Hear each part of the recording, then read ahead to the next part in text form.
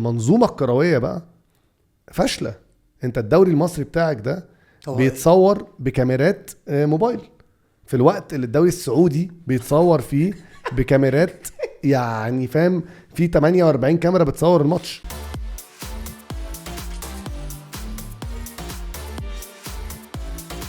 البحر والطاقة الحلوة بس كده. صباحو البودكاسترز. تلعبت. شفت انت بتعمل فينا ايه يا مان؟ انا ده اللي انت بتعمله فينا. لا انا اول كل حلقه ايه صوتك ايه يا معلم؟ يا جماعه هيطلع لي من الكاميرا. انا نصوحي بيبعد على حجري وانا بتفرج عليه، مش طبيعي، وبيقعد يتنطط على حجري، مش الطفل اللي هو عمرو نصوحي. احلى مستردة الالوان الحلوه دي. شفت ازاي؟ شفت عشان حلو. انت كام؟ حلو. لا انا 48 يا ريس. لا ما انا 5 وشويه برضه. بجد 8 ده انت وحش كبير. ليج ليك ليج لوحدك. عمرو نصوحي 2.5 مليون سبسكرايبر على يوتيوب. يا باشا في حاجه نخبط عليها. ايه ده؟ على الجمجمه انا محروس يا مان. ازاي؟ من اين لك هذا؟ ازاي؟ دي رشوه. 10 سنين بقى مان، ده دلوقتي بيجوا كده دول. 10 سنين دول انا اعرفك منهم. ايوه انا اعرفه من قبل ما يعمل اليوتيوب. انت بقالك اصلا 10 سنين. 10 سنين كملنا 10 سنين في سبتمبر اللي فات ده. طب يعني نقدر نقول اوفيشلي ان انت اول يوتيوب، قناه يوتيوب لكره قدم في الشرق الاوسط. كان في امريكا في بقى باتيستوتا وميسي ورونالدو فاتحين لا. هناك في البرتغال وكده، وانت الوحيد اللي فاتح في الوطن العربي. لما بدات ما كانش فيه بقى، ما كانش فيه حاجه شبه كده اصلا. هو لما انت بدات كان في اصلا يوتيوبرز في الشرق الاوسط.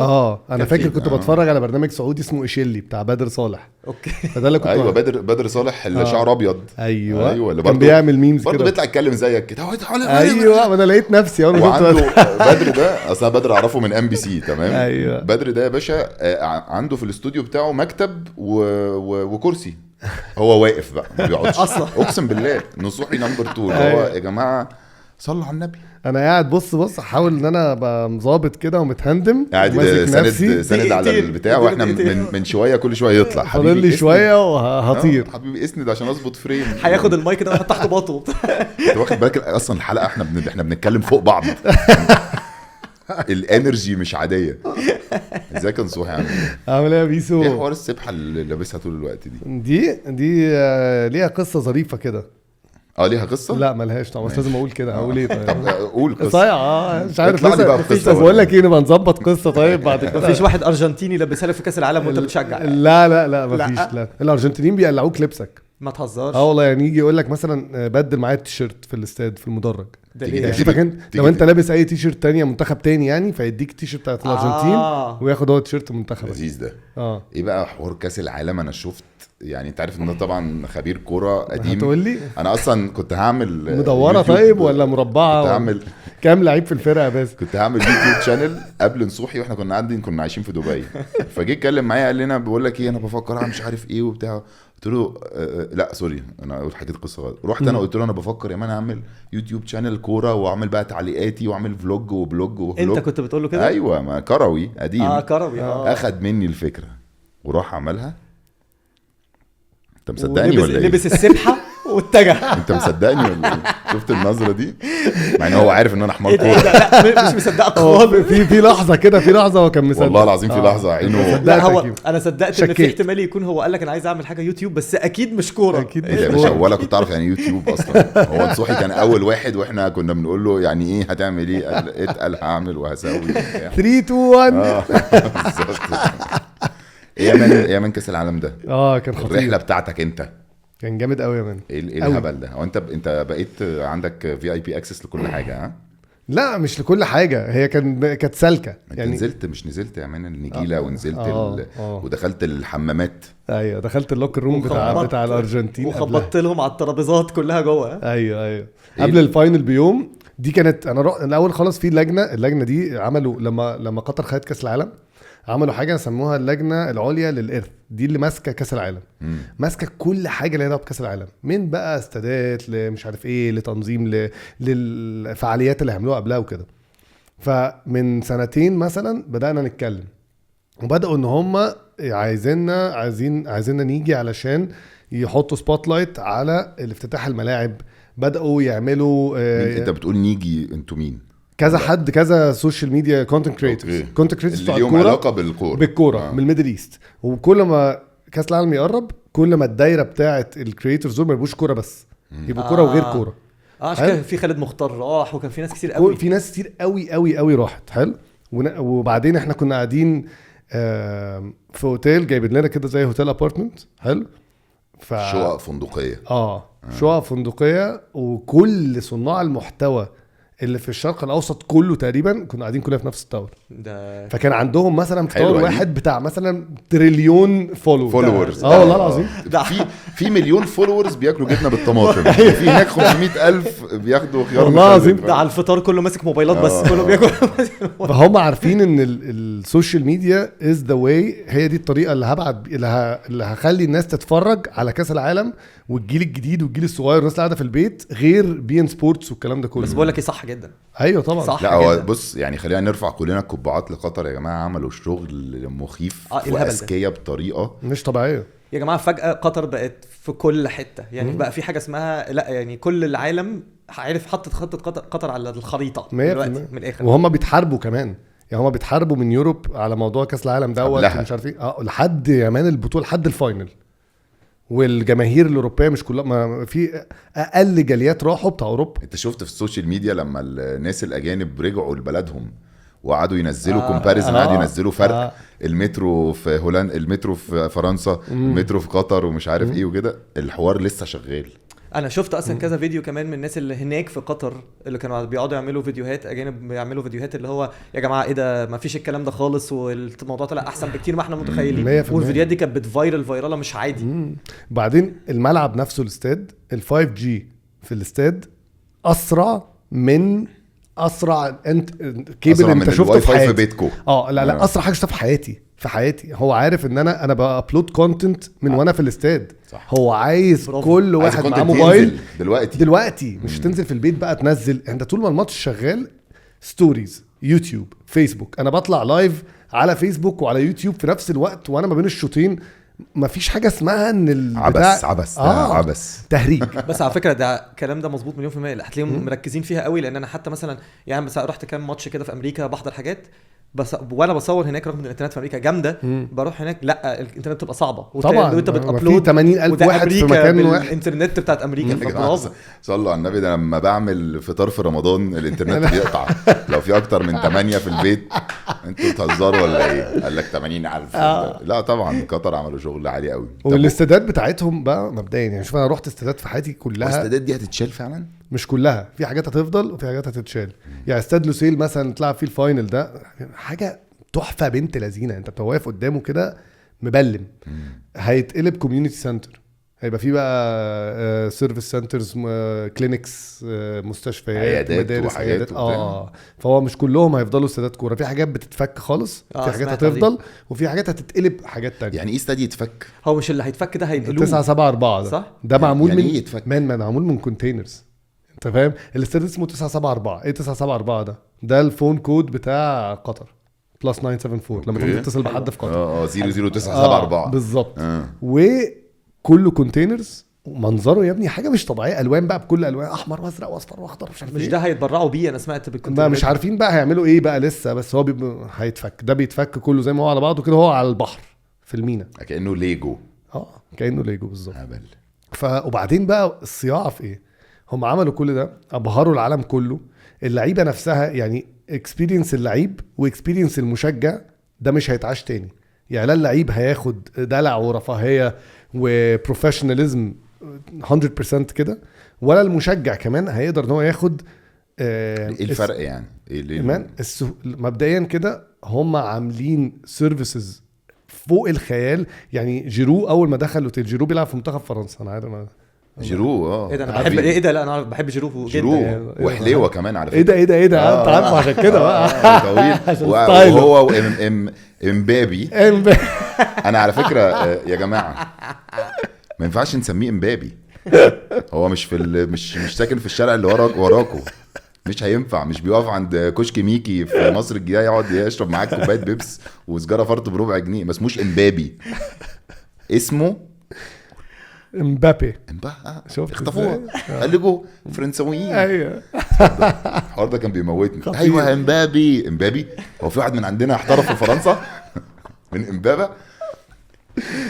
فبقى جيرو لما دخل اوضته اول مره هو قاعد يصور الاوضه اصلا من كتر ما هو منبهر، نزل ستوريز. هو عاملين له الاوضه كاستمايزد عليه. ما تهزرش. والله العظيم. بيدخل كل الحمام. واضح انه كله كان كده. ما تهزرش يا مان. كاستمايزد عليه، يعني باب الاوضه بتاعته مكتوب عليه اسمه، تاج باسمه. يدخل جوه يلاقي صورته محطوطه في الحمام. حاجات كده بقى. ما تهزرش يا مان. بس ما هي دي حركه ذكيه ان هو بعد كده، عشان انت لما تيجي تروح الاوتيل ده لو فضلت الحاجات دي قول له انا عايز مثلا اوضه ميسي مثلا، عايز اقعد. لان انت عارف ان هو في ابو ظبي مثلا عاملين رحت الاف 1 فورمولا 1 سباق العربيات. انا رحت مره كنت برضو معزوم زيك كده، ما انت معزوم على كنت انا كنت وقت ايام ايتي بالعربي وعازميني بقى ومديني اكبر سويت في اوتيل فايسروي. نفس القصه اللي انت بتحكيها بس عربيات، وانا برضو حمار عربيات مش عارف ادوني ليه. ما جيتش برضه. لا وبعدين بتلحقش تشوفهم. وحياة ربنا تخش تقعد بقى في اي بي لاونج ايه ده، تلاقي واحد بيقول لك ده هامilton لويس هامilton. شفته بيهرش مثلا، هو يعني انت شفتش العربيه اصلا، دوست البنزين دي بتاعت هامilton. المهم بقى عشان نفس القصه بتاعتك بالظبط، رحت قعدت في فايسروي فعملوا لي ابجريد. كان الريسبشن مصري قال لي حبيبي وبتاع.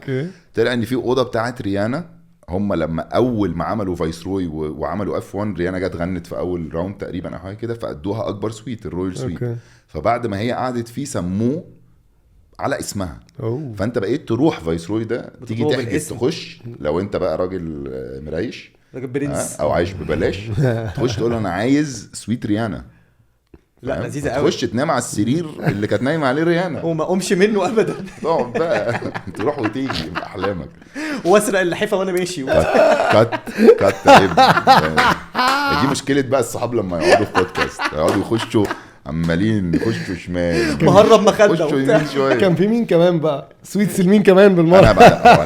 انا دخلت ريانا ما طلعتش. لا وبقول لك ايه كمان حلاوتها ان واحد زي جيرو قاعد يبوست على الاونلاين، فهو كمان استعملوا السوشيال ميديا بتاعت كل اللعيبه.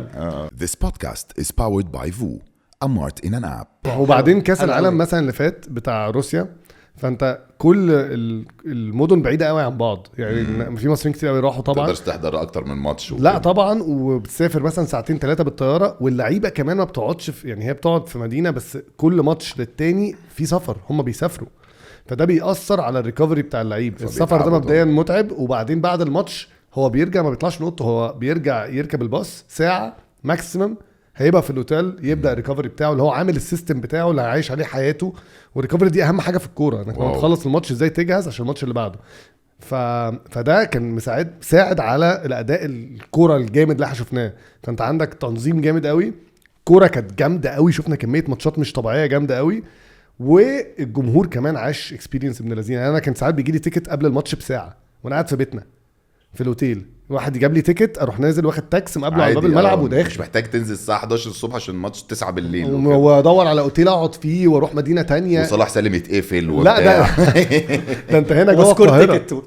ايوه بس انا لما كنت في البرازيل صح، مش كاس عالم برازيل، كانت ايطاليا بتلعب انجلترا وانا عايز اتفرج على ايطاليا في كاس العالم، يعني روما ايطاليا فما عرفتش اروح عشان يوم لوحده ولازم الاقي اوتيل وطيران ومش عارف ايه ليله. هنا انت بتاخد تاكس، فالموضوع كان خطير. وبعدين في وسط كل ده بقى في لقطه عاملينها عجبتني قوي، الهيريتج العربيه. يعني احنا عندنا عقده الخواجه، فيجي يقول لك مثلا انا لما اعمل حاجه جامده قوي ونضيفه قوي والغرب مبهورين بيا فعايز ابقى زيهم.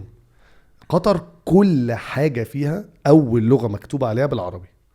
انت بتدخل استاد لوسيل ده قبل ما يكتب تيم ايه لوكر روم مكتوب فوق غرف خلع ملابس الفريق الف. فاهم؟ كل حلوة. واحد حلوة. دخل قطر الكوره اللي كانوا بيلعبوا بيها كان اسمها ايه؟ كان اسمها الرحله. لحد السيمي فاينل والفاينل عملوا كوره تانية. الكوره التانية اسمها ايه؟ الحلم.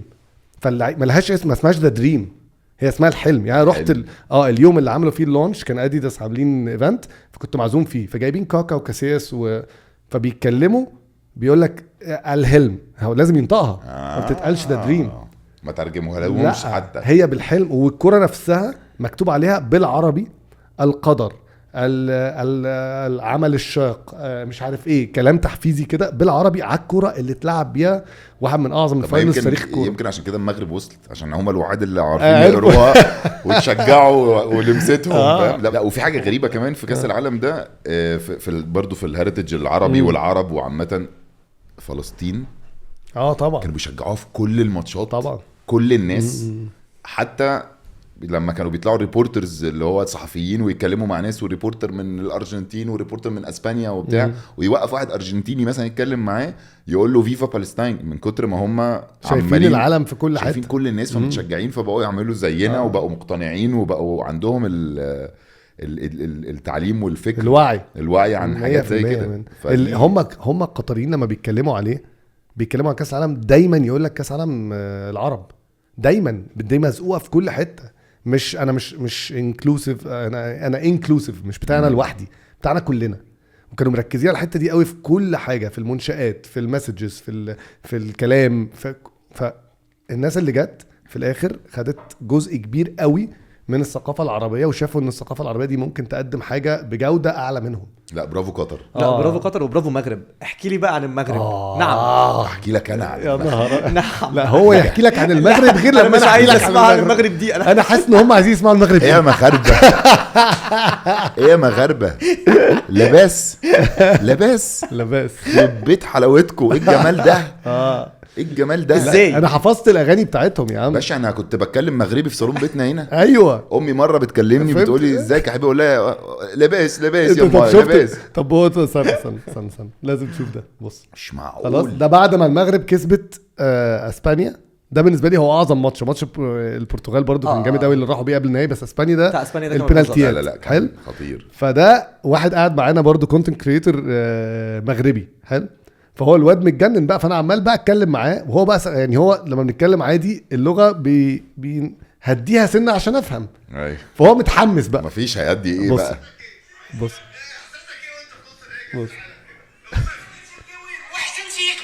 والله ما انا فاهم منك ولا كلمه، بس انا بحبك والله العظيم بحبك وانا مش فاهم حاجه.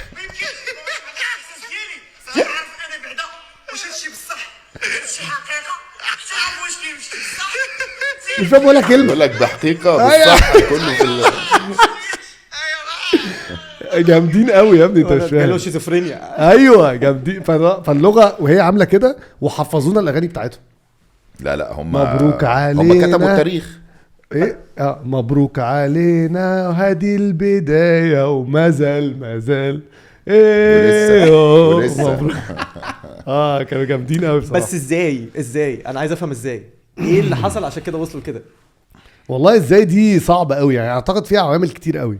يعني مبدئيا هما المغرب في الاخر ده ما هواش اقوى جيل في تاريخ المغرب كلاعيبه. هما كان عندهم طبعا 100%. الجيل اللي فات بتاع كاس العالم اللي فات بتاع روسيا كان كلاعيبه كان عندهم اسامي اتقل من كده بكتير، وخرجوا من الدور الاول. كانت مجموعه نار، كان معاهم اسبانيا والبرتغال وايران، وكانت صعبه قوي، وعملوا ماتشات جامده قوي وخرجوا يعني يا دوبك. بس المره دي هو مبدئيا المغرب عندها حاجه ان كل لعيبه محترفه. يعني انت بتلاقي ال11 لعيب انا سمعت اصلا، انا سمعت ان المغاربه نصهم او اكتر من نصهم معاهم باسبورتات فرنسويه، بس هم مختارين ان هم يلعبوا مع المحترف ده في نوعين. في نوع اللي هو اتربى وعشر عمره بره خلاص وبيختار يلعب مع المغرب، وفي نوع لا بيطلع من المغرب وبيكون بيلعب في الناشئين. بس الاحتراف عندهم سهل، يعني ده الطبيعي. يعني لو واحد بيلعب في الوداد ولا في الرجاء وبتاع وجاله عقد احتراف وهو صغير، الطبيعي انه يطلع. ما فيش حد اللي هو لا انا هخليك بالعافيه. ايوه الطبيعي ان كله بيطلع. فانت عندك في ناس اوريدي بيبقوا متربيين بره وطالعين بره في المدارس كره زي حكيم زياش وزي الناس دي، وفي ناس بتسافر. بس في الاخر انت عندك عقليه احترافيه عند كل اللعيبه وعندك ليفل فتنس معين يسمح لك انك تلعب على مدار بطوله طويله. يعني انت بتلعب ماتش كل 3 ايام او كل 4 ايام في كاس العالم. الموضوع صعب جدا. ده الطبيعي بتاع اوروبا. اشمعنى؟ ده الطبيعي بتاع اوروبا كلهم أيوة تقريبا. طبعا انت بتلعب كلهم كله متعود انه بيلعب ماتش دوري، وبعد كده اللي بيلعب فيهم هاي ليفل بيلعب ماتش اوروبا في وسط الاسبوع، او بيبقى في ماتش كاس في وسط الاسبوع. ففي الاستامينا الاوروبي يعني بالظبط. فهو فيقدر يكمل. هو في كتير منهم في فرنسا، هم معظم في كتير منهم بيلعبوا في فرنسا. في كتير في فرنسا في شويه بريمير ليج، وفي ناس منهم زي ما بقول لك. هو الفرقه دي لما كانت في بطوله الامم اللي فاتت دي احنا كسبناها، احنا ايوه كسبناهم 2-1 أيوة. نفس الفرقه دي راحت سيمي فاينل كاس المغرب. ايوه هم كانوا بيقعدوا يقولوا احنا هنرجع من كده نخسر من مصر في افريقيا. انت متخيل العقده اتقلبت، احنا كان عندنا 30 سنه عقده ما بنكسبش فيها المغرب وبعد كده دلوقتي اتقلبت بقى بقينا احنا اللي بنكسبهم، كسبناهم 2017 و2021. فده اكبر فاكتور حلو ان اللعيبه دي كلها محترفه. وبعدين هم عملوا حاجه قويه قوي ان هو كان معاهم مدرب، والمدرب ده كان متخانق مع اللعيبه، ده اللي كان بيمرنهم وقت البطوله الافريقيه اسمه خليلوزيتش. وخليلوزيتش ده مدرب جامد في كاس العالم، لانه في كاس العالم مع الجزائر وصل بيهم لدور ال16 وخسر من هو المانيا. نفس المدرب وخسر في دور ال16، عمل ماتش عالمي وخسر اكسترا تايم وبتاع، يعني كان جامد قوي. قرروا بقى المدرب عامل مشاكل مع اللعيبه واللعيبه الكبار وبيلعب كوره مش عاجباهم، راحوا رافضينه قبل كاس العالم على طول، وجابوا مدرب لوكال مغربي كان بيمرن الوداد. والوداد كان لسه واخد دوري ابطال افريقيا ده لما كسب الاهلي. حلو. فجابوا المدرب ومسكوه الفرقه، وهو اداهم زي ما تقول الروح كده والعزيمه ولم الشباب. وانت دايما في البطولات المقفوله دي اهم حاجه ان يبقى عندك روح معينه ما بين المجموعه كلها. لو الروح دي مش موجوده الفرقه بتقع. ممكن يبقى معاك اجمد لعيبه في العالم بس لو ما عرفتش تخلق ما بينهم روح معينه جوه البطوله دي ويبقى في كيمستري ما بينهم وكلهم متحدين 100% تخسر. وبتبان على فكره في الماتشات 100%، بتبان في الماتشات بالذات مع الفرق الكبيره قوي اللي هي المفروض اللي يعرف الفرق اللي دايما الناس تقول ده المفروض يكسبوا، زي فرنسا 2002 برازيل. مش فاكر فرنسا كانت واخده كاس عالم 98 وراحوا 2002 اجمد فرقه في التاريخ، اونري بقى وزيدان خرجوا من الزمن الجميل، خرجوا من الدور الاول. أيوة. عشان خناقات المانيا. الناس المره دي الناس كلها عماله بتقول المانيا ما عندهمش الروح بتاعت زمان. 100% جزء كبير قوي من ده. الارجنتين مثلا كافراد هم مش فرقه جامده بس هم عندهم روح بنت لذينه كلهم وهدف واحد ان احنا عايزين ميسي ياخد كاس العالم. ما احنا عندنا الروح عموره بس ما عندناش العناصر التانية. اوكي الروح لوحدها ما تنفعش. روحنا حلوه يعني. وبعدين احنا روحنا دي بتيجي وتروح. يعني احنا مثلا في بطوله افريقيا بتاعه 2019 اللي كانت في مصر كانش عندنا حاجه خالص الحمد لله. بس ما احنا لو كسبانين المغرب اخر حاجه احنا اخر حاجه دي يبقى احنا المفروض عندنا المؤهلات 100%. عندك مش المؤهلات، انت محتاج ظروف كتير برضو. يعني انت دايما بتحتاج ظروف كتير عشان تصنع انجاز. الظروف دي لازم يبقى انت معاك منها شويه اسلحه كده او تولز معاك. احنا التولز اللي معانا قليله، فانت بتبقى محتاج ظروف اكبر بكتير. احنا فاينل افريقيا اللي وصلنا له في البطوله اللي فاتت دي احنا كسبنا 3 ماتشات بنالتيات في دور 16 ودور 16 والسيمي فاينل والفاينل، كل دي كانت بنالتيات. وصلنا لعبنا فيها وخسرنا الفاينل في اخر بنالتيات. وبعدين احنا معانا اكس فاكتور اللي هو محمد صلاح. ده واحد من احسن 3 لعيبه في العالم اخر 5-6 سنين بالزبط. فده لو شلته المعادله كلها هتختلف. ايوه صح. اكنك لو شلت ميسي من الارجنتين مش هيوصلوا فاينل كاس العالم ولا ياخدوا كاس العالم ده 100%. ورغم ده ما تحسوش مع المغرب مع حكيمي مثلا، لا عادي تحسهم برضه عادي. هم كلهم جامدين. ما تحسش ان حكيمي صح. بالعكس ده حكيمي كان محطوط عليه امال فوق الخيال في البطوله دي ولعب اقل بكتير من مستواه بكتير.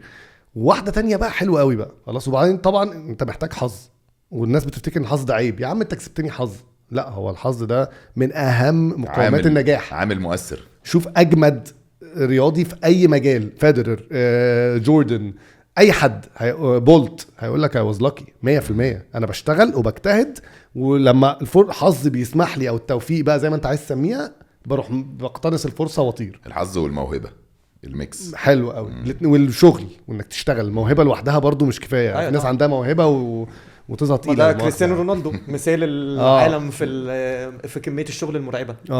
ففي كريستيانو رونالدو ماله يا باشا في ايه؟ لا مش لا افهم ماله. ما بحبش كريستيانو. لا بحبه ماله. بس مش عارف حسيت ميسي مسحه من على الخريطه.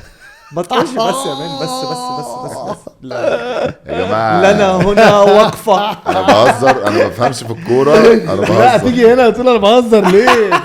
اصل انا عارف بدا يقرا الكومنتات دلوقتي. هو قاعد بدا يقرا الكومنتات. انت مين يعني عشان تتكلم على رونالدو يعني اصلا؟ لا لنا هنا وقفه يا مان. انت مش كنت قاعد بتشتم في رونالدو واحنا واقفين بره ايه؟ ميسي عشاق رونالدو دلوقتي عايشين في آلام كبيره. دي حقيقه. دي حقيقه. بس كنا بنقول ايه؟ المغرب حلو. فكل المقومات دي فهم حظهم كان حلو طبعا 100%. الماتش مثلا اسبانيا ده كميه فرص، يعني اسبانيا كانت فيه فرص كتير، البرتغال كان فيه فرص طبعًا. كتير طبعا. فانت لازم يبقى حظك حلو. وبعدين انت على مدار البطوله بقى بيطلع لك هيروز جداد. يعني انت بتبدا بونو مثلا بونو بس بونو ده هيرو انت مستنيه يبقى هيرو. لان بونو ده اصلا بيلعب في اشبيليا، واحد من اقوى الفرق في اسبانيا ومن اجمد الفرق في اوروبا اصلا ومتالق. إيه. وهو اصلا بس شايل الناس مش أصلاً عارفاه. هو شايل بس هو شايل الليله. شايل. فبونو ده جول كيبر جامد ومعروف انه جامد، فانا مستنيه يتالق. مثلا قلبين الدفاع اللي كانوا بيلعبوا، واحد اسمه رومان سايس ده والتاني اسمه نايف اجرد، الاثنين ده لسه رايح ويست هام في البريمير ليج والتاني بيلعب برضه في البريمير ليج، فانا متوقع انكم هتتالقوا. هذا الناس يعني كلها، بس مش كلها مش بقى. كلها لا. يعني سفيان مرابط مثلا ده اللي هو الاصلع اللي بيلعب ديفندر ده ايه ده الهبل ده ده ايه الهبل ده. مهما كنت متوقع انه هيبقى جامد مش الدرجه دي. هو كان عامل زي كانتي في نص الملعب، حاجه مرعبه. وبعدين لما وصلوا الدور الثاني بقى بدا اللعيب نص الملعب مثلا هو رقم 8 اسمه أناحي ده بدا يتالق فجاه ضد اسبانيا، لدرجه ان لويس انريكي طلع قال لك الواد ده انتوا جايبينه منين. ده تخيل بقى لما لويس انريكي كانت كلها مفاجآت. طلع بعد الماتش يقول لهم من 8 ده انا اول مره في حياتي اشوفه ده مين بيلعب في فرقه مش فاكر اسمها ايه في فرنسا. رئيس النادي قبل ما كاس العالم يخلص قال لك انا الاوفرز اللي جايه لي مش عارف مش لاحق اقراها. ما تهزرش والله العظيم. واو. ما طلع عليه مدرب فرقه اسبانيا بيقول لك انا مش عارف ده جاي منين. لا ده مش مدرب، ده لويس انريكي. الهيروز بقى النصيري السترايكر بدا يجيب جول، كل ماتش بقى ليه هيرو مختلف وفي عوامل كتير، وبدات يتصاب لهم لعيبه كتير قوي كمان، بالذات المساكين دول الاثنين اتصابوا. وفي الاخر قدروا يكملوا وحظهم كان حلو واشتغلوا جامد قوي. وعامل الجمهور طبعا ده بقى انت مش فاهم. انا كنت عايز اسال بقى على دي، لان الجمهور السنه دي كان اكتر عربي صح؟ طبعا المغرب بتلعب في المغرب، انت ماتشات المغرب دي كلها في المغرب. يعني الكوره ما بتبقاش مع المغرب في صفير طول الوقت، لدرجه ان بتوع الامن اللي هو بتوع السكيورتي اللي بيبقى باصص لك ده مش بيتفرج على الماتش، بيبقى عامل كده. بالذات بتوع فرنسا وماتش فرنسا حاجه مرعبه. وبعدين بدات في عاده بقى ان الناس بقت بتيجي الاجانب بير بلاجز في ماتشات المغرب. والله العظيم ما بهرج. عشان يسدوا ودانهم، عشان يسدوا ودانهم، لان المغرب بتلعب دفاع فطول الماتش الكوره مش معاهم، فبالتالي طول الماتش الجمهور كله بيصفر. واو. كانت خطيره. فهي الاحتراف، فانت شايف الاحتراف ده من اهم الحاجات. ده اول حاجه. تاني حاجه ايه بقى؟ ان انت من الروح ببتاعه الفريق. الاحتراف والروح والتوفيق بتاعهم، ان حظهم كان حلو وهم كانوا كلهم متحدين كده مع بعض، وان حظي يبقى حلو ده مهم قوي قوي قوي كمان عشان اعرف انجح. طب رايك ان الروح دي بتيجي دايما لما بيكون المدرب محلي؟ حلوه. ده سؤال حلو بس مش شرط بصراحه. يعني ساعات بتلاقي ان في مدرب اجنبي بيكون عنده القدره ان هو يتواصل مع اللعيبه ويعمل معاهم رابطه وكونكشن قويه، لازم يبقى في كونكشن بس قويه ما بينهم، وساعات بتحصل مع المدرب المحلي. طب انت رايك ايه؟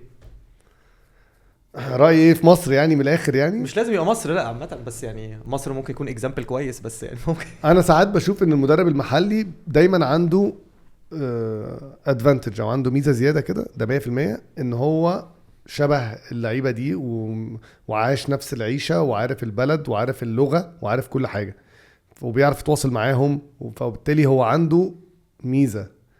بس في نفس الوقت لو المدرب ده مش مؤهل بالظبط كده وما عندوش الخبرات الكافيه، ففكره ان هو بس عشان محلي وبس عشان بيزعق وبس عشان بيقول لهم رجاله، فاهم؟ ده البق ده المصري. راجل يالا عايزكم رجاله. هو ده مهم. يعني معنى كلمه رجاله في الكوره دي اللي هو هات اخرك، فاهم؟ يعني ما تكسلش وبتاع مش عارف ايه.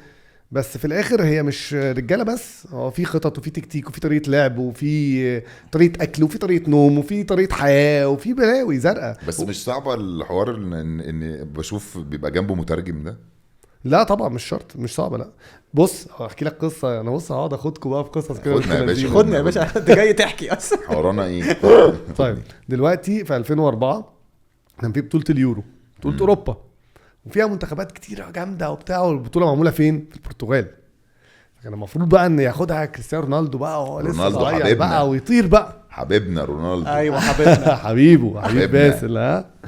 فمين اللي خد البطوله دي؟ اليونان. دي كانت مفاجأة كسرت الدنيا. واليونان كسبت البرتغال في اول ماتش بالافتتاح في البرتغال، وبعد كده لعبوا تاني الفاينل وكسبوا برضو 1-0. كانوا بيدافعوا بس. في دوكيومنتري اتعمل على المدرب ده كان مدرب ألماني اسمه اوتو ريهاجل. اوكي. فاوتو ده كان هو بيحكي ان هو كان في ألمانيا وكان حلم حياته انه يمسك منتخب ألمانيا. ألماني هو ألماني وعايز يمسك منتخب ألمانيا، ده حلمه بعدين لما جاله شغلانه اليونان دي راح. واليونان بقى لما تتفرج انت على الدوكيومنتري كده وتشوف اتحاد الكوره وتشوف تحس كده ان ايه ده احنا مش لوحدنا يا جماعه ده في نفس الروح كده. بس طبعا مفيش زينا يعني هم برضه اعلى بس تحس ان في كده ايه نفس الفكره نفس الروح. تعالى نشرب قهوه وبتاع. ايوه موجوده. فالمهم ان هو في الاول كان بيعاني وكان الموضوع سيء جدا لدرجه ان هو كان هيمشي. وبعد كده في مرحله معينه كلم واحد والراجل ده بيحكي بقى هو كان تقريبا سمسار لعيبه ولا حاجه بس عايش طول عمره في المانيا وهو يوناني. فهو اتعرف عليه مش عارف عن طريق حد. فالراجل ده بيقول لك فجاه لقيت تليفوني بيرن برد اوتو رياجل ده بيكلمه يقول له انا عايزك تيجي تشتغل معايا مع منتخب اليونان. فالواد مش مصدق هو بعيد قوي عن الكلام ده دارس تدريب خفيف قوي يعني بس هو سمسار وبيتكلم الماني لانه عايش طول عمره في المانيا وهو اصلا يوناني. فراح رايح ودخل وبقى هو المساعد بتاعه. فبقى بيترجم الكلام للعيبه بس مش نفس الكلام بقى هو بيحكي فهو مثلا يقول له قول للواد ده ان هو لو جه بكره الماني لو جيت بكره 8 ودقيقه بدل 8 انت هتخسر منك ومش هتلعب في الفرقه دي تاني. فهو يروح قايل له بقول لك ايه يا نجم 5 دقايق بدري كده كوستا بقى والنبي يعني عشان بس ايه يعني فاهم نسخن النجيله بقى فاهم الستارز بتاعتك عايزه تسخن شفنا كده بقى. وده اللي بدأ النجاح بقى ده اللي ربط ما بين المدرب وما بين اللعيبه وفي الاخر خالص عملوا حاجه تاريخيه. ولما خد اليورو جاله شغلانه ايه منتخب المانيا عرضوا عليه انه يجي يمسك المنتخب ما تهزرش حلم حياته بقى ورفض وكمل مع اليونان. مايك دروب شفت ازاي ارتبط بيهم جامد قوي بتاعه وكمل معاه. فمش شرط خالص عشان كده بقول لك ممكن المدرب الاجنبي يتحول الى مدرب محلي يعني. واو. طب ما ممكن عشان كنت بهزر وحاسس ان الحته اللي انا هزرت فيها تتاخد لوحدها رونالدو انا على فكره بحب رونالدو جدا بس انا ماليش في الكوره لا بجد بحب رونالدو بحب مراته كمان جميله جميله متابعها جدا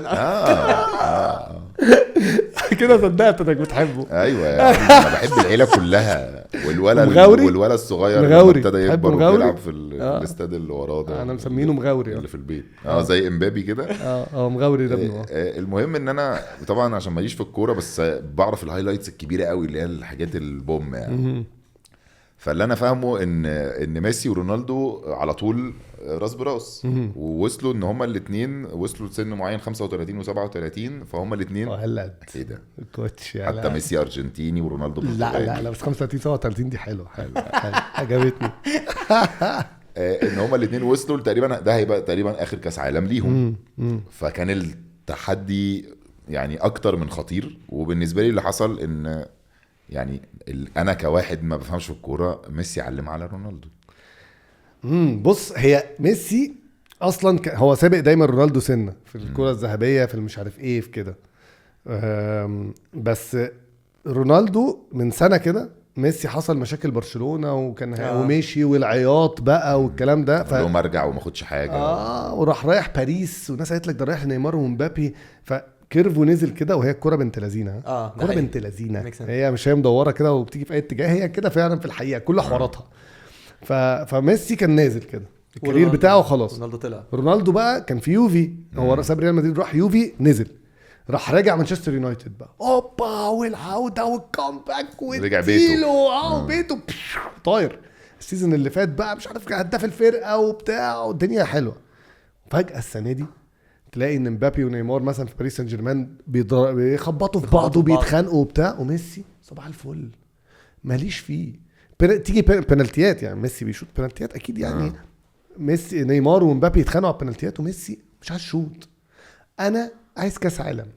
كل الليله دي حط بقى مش فارقه معايا. في الوقت بقى اللي رونالدو بقى راح متخانق مع بتوع مانشستر واتخانق مع المدرب واتخانق مع الإدارة وكره جمهور الفرقة فيه. يعني قبل الكاس العالم بكام يوم عمل انترفيو مع بيرس مورجان ده الانترفيو ده كسر الدنيا بقى وقال لك بقى ده انا شفت الدنيا فقال لك بقى ده مش عارف كانوا عليه قواضي دي تيرمينيتد العقد بتاعه كنسلوا عقده بعد الانترفيو على طول. فخسر وجمهور مانشستر كان بيحبه قوي قوي يعني من زمان. فخسر الجمهور وخسر الفرقه ودلوقتي رونالدو من غير فرقه من غير نادي. في كلام انه ممكن يروح الدوري السعوديه مع كامل احترامي يعني الدوري السعودي بس رونالدو ان هو يروح دلوقتي فرقه في الدوري السعودي او اي دوري عربي يعني لا طبعا حاجه صدمه. ليه اصلا ليه يعني صدمه انا واحد كفان لرونالدو متضايق. انا ممكن افهم امريكا، انا حزين يعني. اقول لك وممكن افهم يرجع البرتغال السبورتنج مفهوم فلوس 600 مفهوم. مليون دولار في 3 سنين يعني. بس يعني 200 رونالدو محتاج يا باشا. فلوس يا جماعه. ما هو في ليفل معين كده بس. لحظه بس 200 طب انا لو قلت لك لا انت لو قلت لي لا، اي أنت لو حاجه انا قلت جاي لي- معاك. لحظه بس لحظه عشان انا انت لو أنا اديتني شايف- تيكت هديه للسعوديه هطلع. انا شايف الرجاله ريشها نفش. ايوه يا باشا انا لو قلت لك فاهم 340 جنيه وانزل الاربع ادوار دول على السلالم هتجريهم جري، هتنط من الشباك. ده انا ماشي، ما هو هيعملوا فيه علم يعني، هو معاه قد يعني الحته دي بقى هي اللي يا جدع هتخدع. مراته مسرفه جدا، لسه جايبه له رولز رويس في عيد ميلاده يا طب ما جدعان. يزعلش، مش راجل خرج طيب ما هو من زعلان. فلوس مين؟ صالحه. فلوس مين؟ ما هي هي تلاقيها هي بتعمل لعلمك هي كده. بتدخل لعلمك هي كمان، هي تلاقيها بتعمل هي كده. بتدخل فلوس في العيله لعلمك هي كمان، وعامله دوكيومنتري لوحدها وعامله على نتفليكس اي ام جورجي انا كلنا شفنا. كلنا متابعين. طب ما انتوا حلوين هم الاول ما قلت مراته قعدتوا انتوا الاثنين تبصوا لي اللي هو ايه ده. شفناها عشان نعرف خبايا رونالدو. انا كفان لرونالدو يعني عايز ايوه كفايه رونالدو. ايوه مش سامعك من السماعه مش سامعك من السماعه. بس يا جماعه رونالدو انا ليه انا واحد من الناس مثلا هقول لك بحب رونالدو قوي بسبب كميه الشغل اللي هو بيحطه. فبحس الراجل ده اللي هو حرام كميه الشغل اللي الراجل ده حطها تروح كده. بس هو ميسي ما حقق حطش كتير. الشغل يعني، ما هو لا ميسي برضه حط طبعا شغل. برضه طبعا 100%. ده ميسي الوحيد اللي بيتشنكل بيقوم قايم ما بيعمل. متابع ايه ده هو بيقعد معاك. يقول لك هاجي اقدم معاك صباح الكوره. يا سلام يا بيسو، انت بصوتك ده لوحده بس تيجي كده تروح قايل كلمتين او علق على ماتش. طب ما تيجي تجرب. شوف جوه جول. الله هو ده. فك كده شويه وهتيجي. فانت مش موافق ان هو سيبك من السعوديه، لا مش يعني موافق ان هو زعلت يعني ايه الاحسن عليه انه يعني يعتزل او يرجع سبورتنج بقى لشبونه فرقته بتاعت البرتغال ميك دي سنس مثلا. جدا. بس يرجع في بلده. زعلت له قوي يعني بصراحه. وبعدين كاس العالم هو رونالدو عمل انجاز برضو تاريخي، هو اليورو اللي كسبه مع البرتغال طبعا. ده البطوله الوحيده اللي البرتغال كسبتها في حياتها. انت فاهم البرتغال دي ليها اجيال عامله ازاي، ويوزيبيو وجيل فيجو وروي كوستا ومش عمرهم ما كسبوا حاجه، هو الوحيد اللي كسب معاهم بطوله.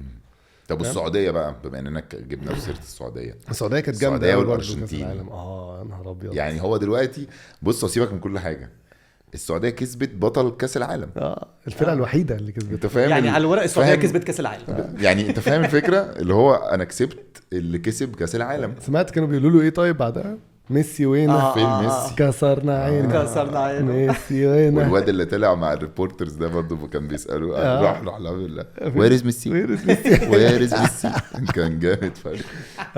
لا كانوا جامدين وبيلعبوا كوره حلوه، وبرضه معاهم مدرب جامد قوي اللي كان بيمرن المغرب في كاس العالم اللي فات. هو ده اللي بيمرنهم دلوقتي. طب ده معناه ان ممكن السعوديه بقى وده من علمك دي مش صدفه. يعني السعوديه انت لو متابعها اخر 4 سنين من ساعه ما المدرب ده راح، اخر 3 سنين انا متابعها طبعا. مستواه متحسن جامد، بالذات الدوري السعودي كمان بس بيركز مع الدوري السعودي. مستواه متحسن جامد قوي. فالموضوع ما كانش صدفه، فاهم. هو السيء قوي ان هم خرجوا بالكاس ده اللي ضايقني. ضايقنا كلنا، بس عايز اقول لك يعني بس هم كان عندهم بس ده معناه كانوا بيلعبوا حلو أوي. هو كانوا بجد بيلعبوا حلو. ده معناه ان هم لو فضلوا كده وشدوا وبتاع احنا ممكن كاس العالم الجاي نشوف بقى المغرب والسعوديه في محتاجه يا مان البص الحاجات مصر. دي.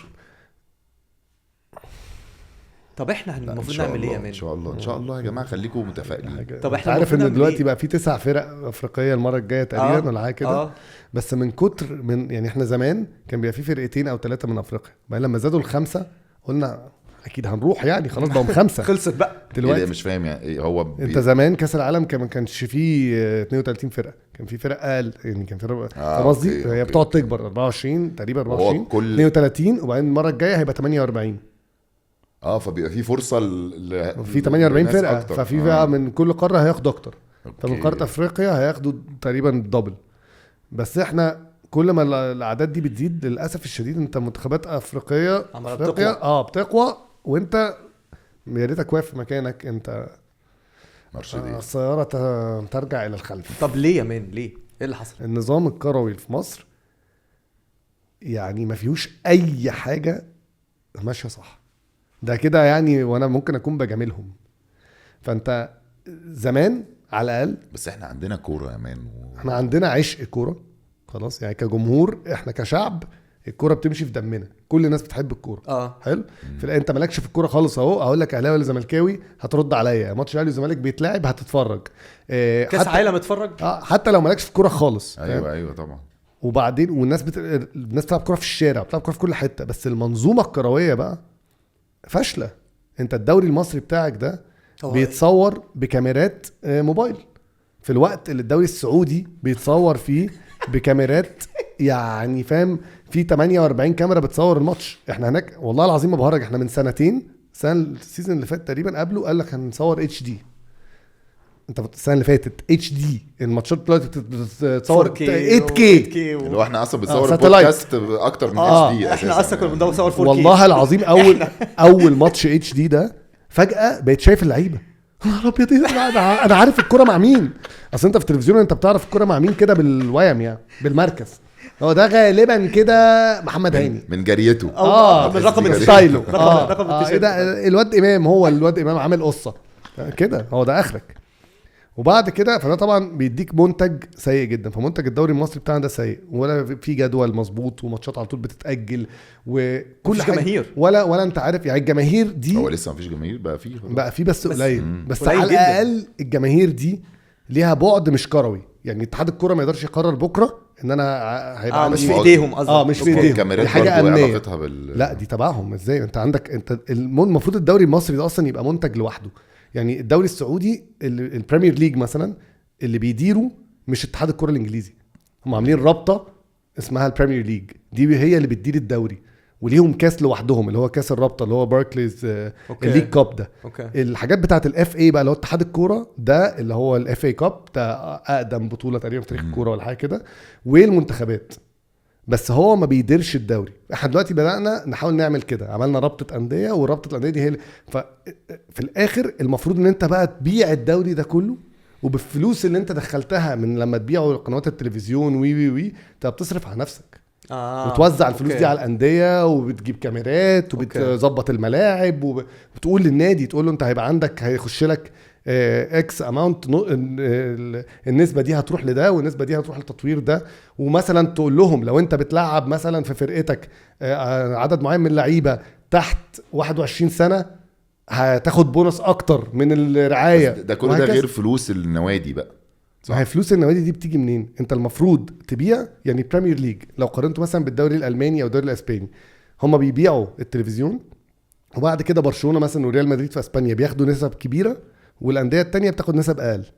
البريمير ليج ليه هو اقوى دوري في العالم بدون نقاش طبعا، يعني بغض النظر انت بتحب ايه. طبعا لانه بيوزع حقوق التلفزيون دي بالتساوي على كل الفرق.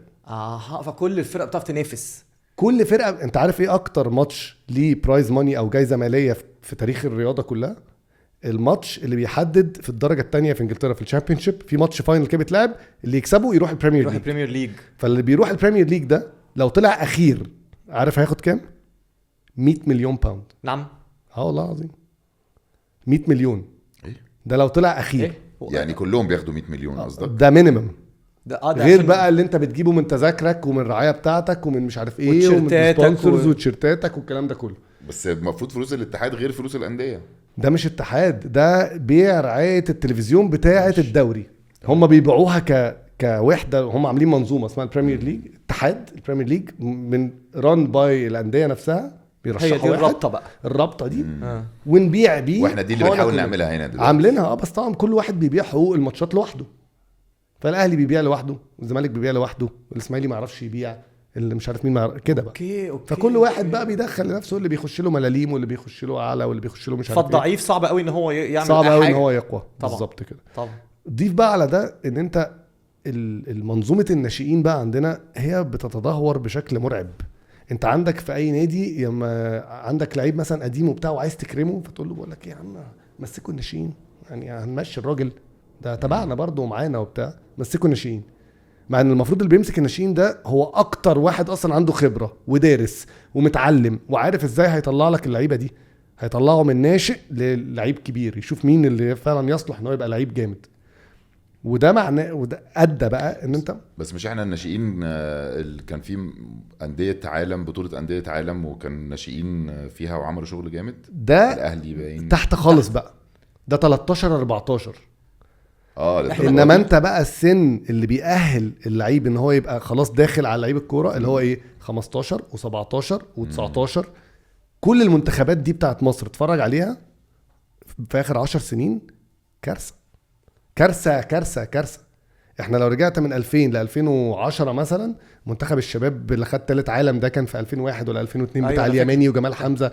بعده جه جيل عماد متعب ومحمد شوقي ومش عارف مين. بعده جه جيل شيكابالا وحجازي ومين كمان كذا وصلاح والنني فشيكابالا مش معاهم في نفس الجيل يعني. ده حاجه وده جيل وده جيل. بس عامه في اجيال كتير قوي وهم صغيرين كانوا بيعملوا انجازات وبتشوفهم في بطولات افريقيا وفي كاس عالم وفي الاولمبيات والكلام ده كله. احنا المنتخبات الشباب اللي عندنا، منتخب الشباب اللي فات خد بطوله افريقيا وراح الاولمبيات، في كام لعيب منه بيلعب اساسي ومؤثر في المنتخب الاول بتاع منتخب مصر؟ واحد مثلا اخرك. زمان ده كان هو ده اللي بيطلع يستلم جيل الشباب ده، فاهم؟ فالمنظومه في مصر بايظه على كل حاجة، إداريا بايظة، تنظيميا بايظة، تسويقيا. انت ماركتنج للدوري بتاعنا ده لو دخلت على صفحة الانستجرام بتاعت الدوري المصري هترجع. هو في صفحة انستجرام؟ في انا ما كنتش عارف ان في، بس اكتشفت، يا ريتني ما اكتشفت. وخش بقى على بتاعت الدوري السعودي مثلا، تقارنها بالبريمير ليج عادي يعني. ومش بتكلم بس الدوري السعودي، الدوري المغربي، كل الدوريات العربية سابقانا بكتير قوي قوي يعني. احنا عندنا الموضوع سيء ومش مشكلة، انت مش شايف اي امل في التحسن. وكل بقى مشجعين الكرة رأيهم من رأيك؟ طبعا. بس حاسك متعصب. طبعا متعصب يعني. عارف ليه؟ عشان احنا نستاهل اكتر من كده، والكرة فيها فلوس. عارف لو ما فيش فلوس في المنظومة كلها كنت قلت خلاص تمام، بس لعيبة الكرة بتقبض ملايين، وفي ترانسفير فيز بتدفع من الانديه عشان بيشتروا لعيبه من بعض. ايوه. طب ازاي بقى؟ علشان في فلوس. لما الاهلي والزمالك بيبيعوا الرعايه دي وفي البرامج اللي اتفرج على برنامج مثلا الاستوديو بتاع الدوري المصري، انت الاستوديو بتاع الدوري المصري بين الشوطين مفيش كلمه بتتقال. هو بيقول شكرا يا جماعه نروح لفاصل ونرجع لكم، بيروح الفاصل يرجع كله اعلانات. اعلانات بس. اتفرج انت بقى على ربع ساعه فيها مثلا كام اعلان وحولهم انت لدخل قد ايه؟ لا ملايين يا مان. بس الفلوس دي بتروح فين بقى؟ او ايه النسبة من الفلوس دي اللي بترجع مرة تانية عشان تطور المنظومة دي نفسها؟ وهل الناس اللي ماسكة المناصب بتاعتهم دول الناس دي مؤهلة اصلا ولا لا في اتحاد الكورة؟ ولا هي نفس الناس عمالة تلف وترجع تلف وترجع؟ طب انت اللي دارس مثلا بيروح فين؟ مفيش. من على اعلى مستوى لحد اوطى مستوى في الانديه. بس في الاخر خالص مشجع الكوره هو بيعشق الزملكاوي زي مثلا بيعشق الزمالك، وهرجع اتفرج على ماتشات الزمالك برضه وهشجع الفرقه وبتاع، والاهلاوي نفس الكلام، لان هو في الاخر ده عشقه، هو بيحب النادي ده بيشجعه. ما قلتلكش ان انا مش بقعد اشتم في الدوري بتاعنا واتكلم عليه كده، بس في الاخر انا مضطر اقعد اتفرج ومضطر اشجع دي فرقتي اللي انا بحبها، هشجعها كده كده بتكسب ولا بتخسر ولا بتلعب في دوري حلو ولا وحش. بس انا بيصعب عليا بقى لاني شايف ان المنظومه دي بكل الفلوس اللي فيها دي، بكل القاعده الجماهيريه المرعبه والمشاهدات المرعبه دي، المفروض يبقى عندنا حاجه اعلى من كده وانضف من كده بكتير. ومش شايف ان احنا اصلا ماشيين في اي اتجاه ممكن يخلينا نبقى احسن. ده منتج بايع نفسه فعلا زي ما انت بتقول. هو المفروض يبقى في اعلى حته، لان هو بجد ده في 100 مليون واحد. انت الكميه بقى هنا فعلا فايداك مرعبه. انت بتكتشف لعيبه صغيره بتلعب عمر مرموش ده دلوقتي في المنتخب. انت سمعت عن عمر مرموش اكيد؟ مرموش سمعت. حلو. مرموش ده بيلعب في المانيا ومتالق وبتاع. لما كان صغير ما راحش الاولمبياد، ما لعبش في الاولمبياد مثلا. فاهم؟ مين اللي بيبص ويروح يشوف مين اللعيبه اللي هاخده ومين اللي هاخده من بره لا ده جهاز فني حتى بتاع كل حاجه في المنظومه. وبعدين لما كل ما تقرب بالمنظومه اكتر تعرف حاجات مستخبيه اكتر، تتقرف اكتر، مش تعذرهم. يعني انت ساعات لما تقرب من حد قوي فتلاقي الحقيقه فتقول انا عذره، هو الناس مش فاهمه بس في تفاصيل كتير الناس مش فاهمة. لا انت كل ما تقرب اكتر تقول انا مش عايز اقرب خالص ولا عايز اعرف حاجه، لان كل ما بتعرف بتتقرف. واو. ما كنتش متخيل الموضوع للدرجه دي. الموضوع انتنس جدا، وانا اول مره اشوف نصوحي بيتكلم جد اصلا. لا بقول لك ايه، بس انا مبسوط ان انا فهمت اخيرا المشكله فين. لان انا بالنسبه لي دايما كنت عمال اقول يا جماعه هو ايه اللي حصل للدوري. انا واحد من الناس كنت بتفرج على الدوري زمان، لحد ما بطلنا يبقى في جماهير. ما اضحكش عليك، بعد ما بقى في جماهير مش قادر اتفرج على ماتش، مش قادر اصلا يعني. ماتشات بقت مقرفه لان انت الانديه الجماهيريه خسرت حاجتين، خسرت جمهورها اللي بيحضر، والانديه الجماهيريه دي ما عندهاش مش زي انديه الشركات. انت الدوري بقى كله انديه شركات لان الشركات معاها فلوس وبتستخدم النادي ده لحاجات تانية بقى. عايز يعلن عن المنتج بتاعه، عايز يتصير يعلن على الشركه ماركتينج، عايز هو نفسه يقعد في مجلس الاداره ويقعد في المنصه وجنب رئيس النادي التاني. ليها كذا طريقه. بينما النوادي الجماهيريه كلها بتقع لان بدل يعني مثلا انا بتخيل ان ممكن عادي يبقى عندنا حاجه ان بدل ما واحد ينفست، شركه عايزه تشتري نادي يستثمر، بدل ما تستثمر في نادي فتشتري نادي صغير خالص وتعمله باسمها، طب ما تستثمر في نادي جماهيري، فاهم؟ انما الانديه الجماهيريه في مصر اللي هي تقيله قوي زي الاسماعيلي والمصري والاتحاد والمحله والسويس، كل الانديه دي بتقع، واللي بدلها انديه شركات دول اصلا ما لهمش جمهور. فده لا ليه جمهور وهو اصلا الدوري ما فيهوش جمهور. كمان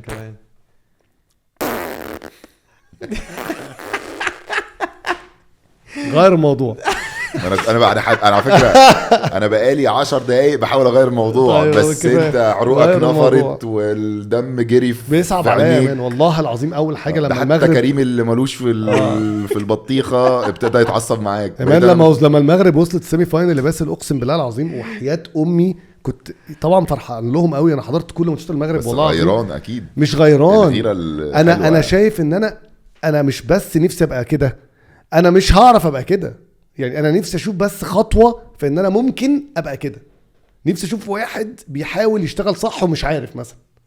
مفيش يا مان، مفيش حاجه بائسه. فرفش انت اهلاوي ولا زملكاوي؟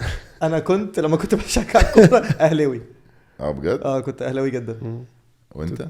انتوا اتنين اهو. انتوا ايه؟ انتوا اتنين اهو جنب بعض حلوين. ان انا اهلاوي يعني؟ مين قال لك ان انا اهلاوي؟ ما انت تصدق ما اعرفش، انا توقعت. انا ماليش في الكوره يعني. انت زملكاوي مش عايز تعلن؟ ايه ده مش عايز تعلن؟ لا عشان انا ماليش في الجماهير الكوره بجد. بس هقول لك على حاجه يعني انا كده ماليش في الكوره، فما حدش بتوع الكوره بس فانا هقول لك بس هو خايف يختار. ايوه خايف يقول. لا مش خايف يختار، خايف يقول. عندي قصه بس انا بجد ماليش في الكوره، فانا لا احتسب يعني فاهم. انا مصري بس انا ابويا الله يرحمه كان زملكاوي الله بطريقه الله مبالغ فيها. ايوه يا بيسو بقى هو دي جديده. لما احنا ما اعرفش الموضوع ده. ما كانش زملكاوي عادي يعني كان حاجه يعني انتنس. فاحنا بقينا زملكاويه. اتولدنا عارف زي بتولد مسلم كده. طب خلاص كده انت اول مره تسمع القصه دي. خلاص بقى. بس فاحنا فضلنا زملكاويه فشخ بقى، بنشجع الزمالك انا واخويا لحد ما كبرنا ابتدينا الاهتمام بالكوره اصلا يختفي. لا نزوده بقى، نزوده من حياتنا. الزمالك واخد دوري بقى سنتين ورا بعض وبتاع. الحق بس هقول لك على حاجه، الحق اتبسط معانا شويه. بلاش ماشي خلينا نقف عندنا. انا بجد هيبوظ الدنيا والله. ما هي انا بخاف قوي اتكلم في الكوره عشان الناس الكرويه الكوره عنيفه. ايه ده في ايه؟ تكرهك. انا مش عارف اصلا انت ازاي عندك 2.5 مليون سبسكرايبر وانت زملكاوي مثلا يعني. بص انت في مرحله انت الناس بتبقى قصدا بتهاجمك لما تقول راي علشان يخوفك انك تقوله بعد كده. وبيعملوا كده قصدا. يا واحد مثلا بيتكلم وحش على لعيب عشان اللعيب ده مش نفسنا، هو مثلا واحد لاعب وحش بس لا انت ما تتكلمش على لعيب فرقتي، فانا همسكك اعجنك على السوشيال ميديا وعلى تويتر وعلى فيسبوك عشان تخاف تقول رايك عشان تحرم. بس طبعا ده ما بيحصلش. عليا ميمز بتنزل يعني محفوظ بتواريخها، انا ما بعرف. واللي منزلينها متابعينك كده وبيسمعوا الكلام اللي انت بتقوله وبتاع وتمام يعني. اغلبهم يعني فاهم. لما حد بيخرج عن النص قوي يعني في تحفيل مقبول، بس لما حد بيقل ادبه بقى ويشتم بقى والام ومش عارف ايه ويدخل بقى شتيمه جامده وبطلعه على المسرح، ما بعملش كده كتير يعني. بس اوقات لما انا عشان كده اصلا بتفادى فكره الكوره. بس لما بيطلع على المسرح الناس بتاكله. يعني بتطلعوا على المسرح بتعمل ايه؟ عايز اعرف. بروح واخد سكرين مره ما عملتها قليل قوي يعني. بس ساعات انا نفسي ابقى مضغوط فاهم ومتضايق قوي، فبروح قاري مسج حد بيشتم جامد فيأثر فيا جامد، فاروح واخد سكرين شوت للكومنت وحاططها، بتبقى مش مسج مثلا لا كومنت اوكي، واروح منزله بوست بس وبعدين يعني هي اخر مره انا فاكرها يعني من كام سنه كده وقفل الاكونت بتاعه. الناس من كتر والله العظيم واصحابه بعتوا لي، ما انا كبرت دماغي ومسحت بقى البوست عادي عادي، لا مفيش حاجه بس عملت له بلوك اكيد عشان ما اشوفوش عندي تاني يعني. الكوره يا جماعه، الكوره دي الرياضه دي لا جميله. لا ما فيهاش، لا ما فيش حب. لا هي ما فيهاش حب. انا بقول اللي بيتقال، بس انا بقول الحب يا جماعه التيم ورك، حضن كبير، رجاله حضن اللي هو ده شعار الحلقه النهارده، رجاله وتجز كده. لا مش طبيعيين. نغير عشان ما يتسبلناش احنا الثلاثه. ماشي نغير. طب الحقيقه يا جماعه احنا يعني اول مره تحصل في البودكاسترز ان احنا اخدنا بريك، لان نصوحي وكل العاملين في البودكاسترز عروقهم طلعت ونفرت، والناس من ورا الكاميرا ابتدت ترمي طوب على جوه الكاميرا والدنيا اتغربلت خالص. فاحنا قلنا ايه، نهدي كده ونعمل كوبايه. الناس ورا الكاميرا كانوا في اتفاق شباب. اتفقتوا في الاخر. احنا متفقين يعني كلنا. ماشي. موضوع الاهلي والزمالك دي انتماءات، بس احنا في الاخر بص هترجعنا روح واحد. ما علينا، انسى. خلص الموضوع. نفتح موضوع جديد. نطلع بقى بره كاس العالم. كان كاس العالم جميل الحقيقه، ونخش بقى في عالم اليوتيوب. 2.5 مليون. 2.5 مليون، ومش بس 2.5 مليون، انت عندك الانتراكشن عالي قوي، الانجيجمنت عالي، الناس بتتعايش معاك غالبا عشان كوره وكده. بس هنطلع بره كل الكلام ده، وانت بقى كيوتيوبر مالناش دعوه كوره ولا مش كوره. اليوتيوب ده بقى عالم، وبقت ناس تعيش منه، وبقت ناس تسيب شغلها ويبقوا يوتيوبرز وبيصرفوا على بيت كامل منه وحاجات كده. لو واحد عايز يبقى يوتيوبر يعمل ايه، وانت عملت ايه؟ لو واحد عايز يبقى يوتيوبر يعمل ايه، ده اكتر سؤال بسأله في حياتي، وبعدين اجابته مش دايما بلاقيها، لان انا لما بدأت يوتيوب كان الموضوع مختلف ساعتها عن دلوقتي خالص. دلوقتي في تشانلز دي بتطلع وبتجيب 1 و2 مليون 3 مليون سبسكرايبر كده بسرعه. بجد؟ والله. بسرعه قد ايه يعني؟ لا بس في فرق بين انت تبقى هدفك ان انت تجيب سبسكرايبرز ومشاهدات، وما بين هدفك ان انت تعمل حاجه انت بتحبها وشايف ان فيها هدفه وتجيب منها سبسكرايبرز ومشاهدات. احنا الثانيه. بالك من العمق. ايوه احنا الثانيه بقى. احنا قد ايه دلوقتي؟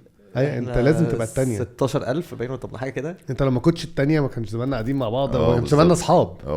طب ايه لازم تفرق بين الاثنين دول قوي. يعني في حاجات انت عارف انها هتجيب مشاهدات، وعارف ان الناس الناس تتفرج عليها، حاجات هتترند وخلاص. أيوة. فهمتك. حاجات ولدت اللحظه، بس ده مش معناه ان هي هتكمل. ممكن تبقى اصلا ما بتحبهاش وتعملها عشان تجيب الحاجات دي بالظبط كده. حاجات بقى فيها كونتروفيرسيز بنت لذينه، اللي هي يعني مواضيع فيها تناقض وفيها حاجات معينه كده من غير ما ندخل في تفاصيلها عشان يعني الناس فاهمه قصدي. يعني دي بتبقى معروفه ان هي دلوقتي في عالم السوشيال ميديا بتوصلك على طول.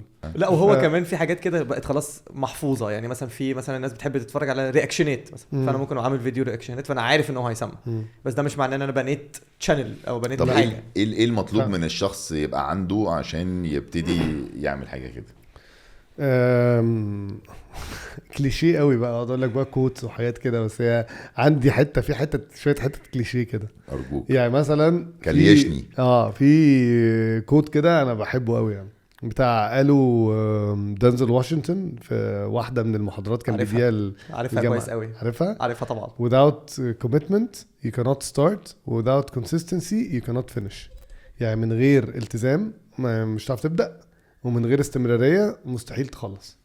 فهو دايما المفتاح بتاع السوشيال ميديا عامه هو ان انت يبقى عندك استمراريه، والاول يبقى عندك التزام. وكلمه التزام دي ساعات بتسمعها كده تبقى سهله، بس هي مش سهله. يعني ان انت لازم تضحي بحاجات علشان تنجح في حاجات تانية. محدش بيعرف ياخد كل حاجه. ف يعني برضو في definition حلو قوي لكلمه commitment. كان commitment is the difference between what you want now and what you want the most. يعني ما بين اللي انت عايزه دلوقتي حالا الرغبات الوقتيه وما بين الهدف الكبير او الرغبه الكبيره. ده معنى الالتزام. ده معنى الالتزام. فانا دلوقتي عايز اخرج وعايز انزل مع اصحابي. مش انت عايز تعمل حاجه غلط، بس انا عايز اخرج وعايز انزل، ولا عايز انت حياتك فيها حاجات كتير. انا دايما مثلا بقول مش ببقى مع ان انت تسيب كل حاجه وتنط من المركب فيبقى ظهرك في الحيط ولازم تنجح في ده والا تغرق. في ناس بتعمل كده وبتنجح، بس انا بحس ان ده بيبقى فيه ضغط كبير قوي. الاصعب بس في نفس الوقت امن سنه هو ان انت تبقى ماشي في حياتك لو انت بتدرس او بتشتغل او كبير وعندك ولاد ومتجوز وعندك مسؤوليات وكل الكلام ده، تفضل بكل ده بس هتبدا ان انت تضحي برفاهيات تانية انت بتحبها قوي علشان تخلق وقت تلتزم بيه تعمل فيه الكونتنت اللي انت عايزه بغض النظر هو ايه. ودي مهمه قوي بقى. فانت اللي هتضحي بيه ده هيبقى ايه؟ حاجات انت بتحبها. بحب اتفرج على شوز نتفليكس وافلام وبتاع، مش هتفرج. بحب انزل مع اصحابي. انا غيرت لايف ستايلي حياتي. يعني انا بدات 2012 وساعتها كان زمن تاني بس لما بدات ما كنتش عارف بعمل ايه خالص، لان ما كانش في حاجه شبه اللي انا بعمله وعارف ان انا عايز اوصل لها. يعني الاول كنت بكتب، قعدت اكتب سنتين مثلا. تكتب ايه؟ اكتب مقالات عن الكوره. أوكي. عملت ويب سايت كده وبتاع وقعدت اكتب عليه انا زي بلوج وكده. زي بلوج. الاول كنت بكتب لوحدي وبعدين بقينا احنا الثلاثه بنكتب مع بعض. وبعدين في مره بعد ما اترفدت من الشغل. انت ومين؟ انت ورافعي وكده؟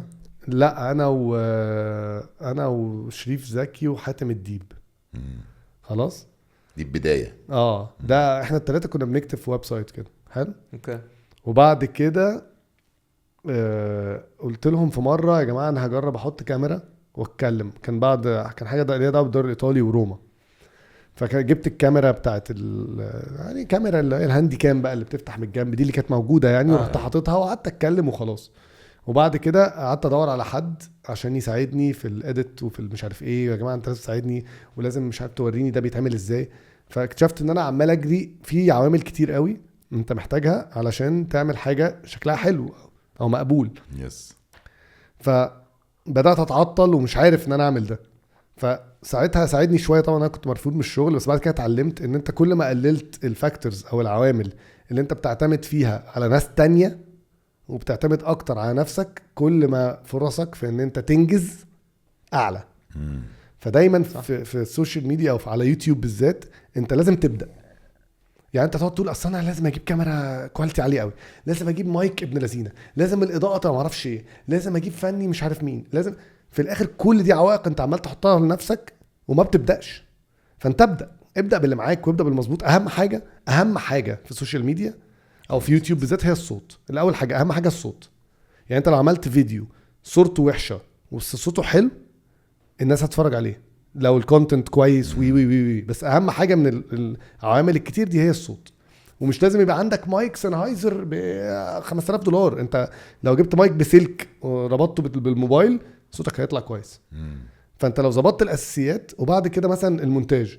فانا ما بعرفش منتج فمستني حد يعلمني منتج. في الاخر دخلت على يوتيوب وقعدت اتعلم ازاي منتج. اتعلمت تمنتج ازاي؟ مع نفسي خالص. ولو اتفرجت الحلقات لسه موجوده. اول حلقه انا ببقى لوحدي خالص، بعدين بتلاقي صوره طلعت وبعدين تلاقي بقى بوب ابس كتير طلعت وبعدين تلاقيهم بيتحركوا وبعدين تلاقي على مدار السنين بقى كل شويه تتعلم افكت جديد فتخش تعمله. هو بدل ما اقعد 5 ساعات كنت بقعد بال10 ساعات وال12 ساعه. وبدات وانت كنت عايش معايا ساعتها في دبي وشفت فصلت عن الشباب وبطلت ان انا اخرج في الويك اند بالليل انزل مع الشباب. انا مش نازل، مش هسهر عشان اعرف اشتغل اكتر واصحى ابدر فاقضي وقت اكتر مع العيله واقضي وقت في الشغل واخلص شغلي ويبقى عندي وقت لده بس. وبعدين برضو كان عندي مشكله في حته. يعني انا عملت شويه حاجات صح اللي هي ان انا بدات باللي معايا وبدات اتعلم از اي جو. كل شويه احسن بدل ما انا يبقى في بالي صوره مثاليه وعايز اوصل لها فمش عايز لا عايز ابدا بيها. بقيت خلاص انا بتحسن وبتطور طول ما انا شغال. وبعدين في لقطه مثلا اول ما بدات بعدها بكام شهر قبل بي ان كان في الجزيره الرياضيه. فسعدون الكوالي ده كان هو اللي بيقدم الاستوديو. فبعت لي على تويتر وقال لي بقول لك انا عايز اعرض حته من الفيديو بتاعك في الاستوديو. انت فاهم بقى؟ والله العظيم. وكان حتى على ماتش روما وحطها في الاستوديو بتاع ماتش يوفنتوس وروما. والدوري الايطالي ساعتها بقى كان ايه مولع. وحطها مش في اول الاستوديو مثلا قبله بساعه قبل ما الماتش يبدا ب10 دقايق. ففي اللحظه دي خلاص انا قلت ايم سيت والموضوع انتهى بقى من هنا وطيران طبعا. بس لا ما حصلش. ازاي تمانج بقى الاكسبكتيشنز، ان انت ساعات بتبقى حاطط كل امالك على لقطه، انا هعمل ده مع فلان ودي مع فلان والحاجات دي هتضرب، واول ما تضرب انا طاير. صح جدا. دي اكبر غلطه في أكبر الدنيا غلطة. طبعا أكبر غلطة. 100% هتاخد وقت. لا واللي ممكن يطير يبقى انت اصلا قاعد بالبيجامه، واللي 100%. ممكن تطلع مع اشهر حد في بقول لك الدنيا قاعدين انا بشوف ده دلوقتي 100%. وبعد كده خلاص، فانا اول 4 سنين ما كانش عندي الكوميتمنت، سوري كان عندي كوميتمنت، ما كانش عندي الكونسيستنسي، ما كانش عندي كان استمراريه. عندك التزام، ما كانش عندك استمراريه. بالظبط. فالاستمراريه بتاعتي كانت قليله، اعمل شويه اوقف شويه، اوقف شهر، ارجع اعمل اسبوعين، اوقف اسبوعين، وهكذا لحد فبراير 2016. انا فاكر التاريخ بالظبط، قلت هو خلاص دلوقتي الاولويه في حياتي بقى هتبقى صباح والفيديوهات. ومن 2000 يعني انا قعدت من 2012 لاول 2016 جبت، ما كنتش وصلت 30,000 سبسكرايبر مثلا في 4 سنين. في الاربع سنين. احنا جامدين يعني. وبعد كده بس هو انت جامد، انت جامد كده كده في 6 شهور. بس هو زمن تاني برضو، بس مش مشكله، بس انت جامد كده كده. 16 في 6 شهور. ما تحاولش تكسر نجاحاتنا. لا جامد كده كده، ماشي جامد كده كده. دلوقتي بس الزمن غير الزمن، بس انت جامد يا مان. بعدها بقى في ال4 شهور اللي بعدها لحد الصيف مثلا كنت جبت بقى مش عارف 100,000 سبسكرايبر من فبراير لحد الصيف. وبعدين الصيف اللي بعده بقى 500، الصيف اللي بعده كله بقى بتنزل خلاص بقى في كونسيستنسي ابن لذينه. فهم دول عوامل النجاح بشكل عام. لازم تبقى عارف انك هتضحي، انا عايز حاجه في الاخر لازم، عشان وده في كل حاجه. وبالتالي برضه هتلاقي فرقت معاك ان انت كل لما بتبتدي بدري، حتى لو ابتديت بالوات ايفر اللي معاك، اللي بيخليك بيجي لك كمان كميه كومنتس وفيدباك وكلام من ده، بتبتدي انت تفهم انت كويس في ايه، مش كويس في ايه، محتاج تشتغل على ايه، مش محتاج تشتغل على ايه. ولما بتكبر بتبقى فاهم في كل حاجه طبعا. يعني لما دخلت دلوقتي على باسل، يعني لما دخلنا قبل ما نبدا التصوير، فلقيت باسل قاعد بيظبط الصوت وبيبص في الكاميرات بتاعه الفريم، وبيبص في العدله ما اعرفش ايه ليه، لان هو من غير ما اعرف انا اول انطباع خدته ان ده واحد خد المشوار من اوله. دخل في كل تفصيله، كان بيقعد في السيت يشوف ده بيعمل ايه وده بيعمل ايه وده بيعمل ايه عشان يطلع احسن حاجه. فما حدش بيعرف يضحك عليك. ما ينفعش تقعد مع واحد تبقى قاعد في برنامج، حتى لو كبرت وبقى برنامج بتاعك يقول لك اصل انا المونتاج ده خد مني 3 ايام. أيوة. انا عارف ان هو بياخد 3 ساعات لان انا عملته بايدي، فاهم؟ فدي كمان مهمه قوي ان انت بتبقى لا انك يبقى عندك المعرفه بالحاجات اللي بتحصل حواليك وفي شغلك. دي اهم حاجه. ده سلاح، حتى لو مش انت اللي بتعملها، بس عندك النو هاو او عندك الانفورميشن دي بتفرق معاك جامد جدا. اي صاحب بيزنس، حتى لو صاحب بيزنس مش حاجه يوتيوب وكده، اي واحد ناجح بيجي يقول نفس الكلام، ان هو لازم تشتغل كل حاجه في الاول بايدك عشان لما بتيجي تكبر انت بتبقى فاهم انت عارف تعمل ايه 100%. فده 100%. كله في كل المجالات، وفي كل المجالات برضه هتلاقي موضوع التضحيه ده طبعا. يعني انت عايز تبقى لعيب كوره جامد قوي، طب يا مان الناس تقول لك صلاح، عايزين نجيب واحد زي صلاح. هو انت ما بتشوفش صلاح ده عايش يومه عامل ازاي؟ ما بتشوفش ده واحد في وقت الماتشات وبره الماتشات وفي الاجازه بيصحى الساعه كام وبيتمرن كام مره وبيجري كام مره في اليوم، بيروح الجيم كام مره في اليوم، مش في الاسبوع، في اليوم، بياكل ايه امتى وازاي طول الوقت. انت ما بتشوفش الكلام ده. ما بتشوفش ان اول واحد بيخش النادي واخر واحد بيمشي من النادي مثلا. انت وصلاح بقيت صحاب؟ ها، ما انا ليا صحبه بلعيبه كوره يعني على من لا من مجالي. فانا عارف. أيوة بس صلاح لان فجاه اصل احنا بقى لنا 10 سنين صحاب يا مان. انا عمري ما شفت صلاح، بس فجاه صحي فين يا جماعه؟ مش مسافر فين مع صلاح؟ صحي فين يا جماعه؟ مع اللي هو بقى صلوحه، ما بقاش صلاح الراجل. اتعرفنا على بعض في 2017 تقريبا اه لما كان في روما. ازاي بقى؟ من حلقه برضه انا عملت فيديو كده على روما، على انتقال صلاح لروما، وهو شافه وبعد كده قال لواحد صاحبه ان هو عايز يقابلني لما جه دبي، ولا صاحبه جابني معاه خدني معاه كده ورحنا، قال لي بقول لك ايه تعالى نشوف صلاح وبتاع. بس رحت قابلته بقى وكنت طبعا مش مصدق نفسي ومبهور. لذيذ بقى صلاح، لذيذ بس هو مختلف. بحسه ممكن يبقى مختلف من ناحيه ان هو ملتزم قوي مثلا، صح؟ هو زي ما بيقول، عارف لما بيقول لك different breed، هو بالظبط كده.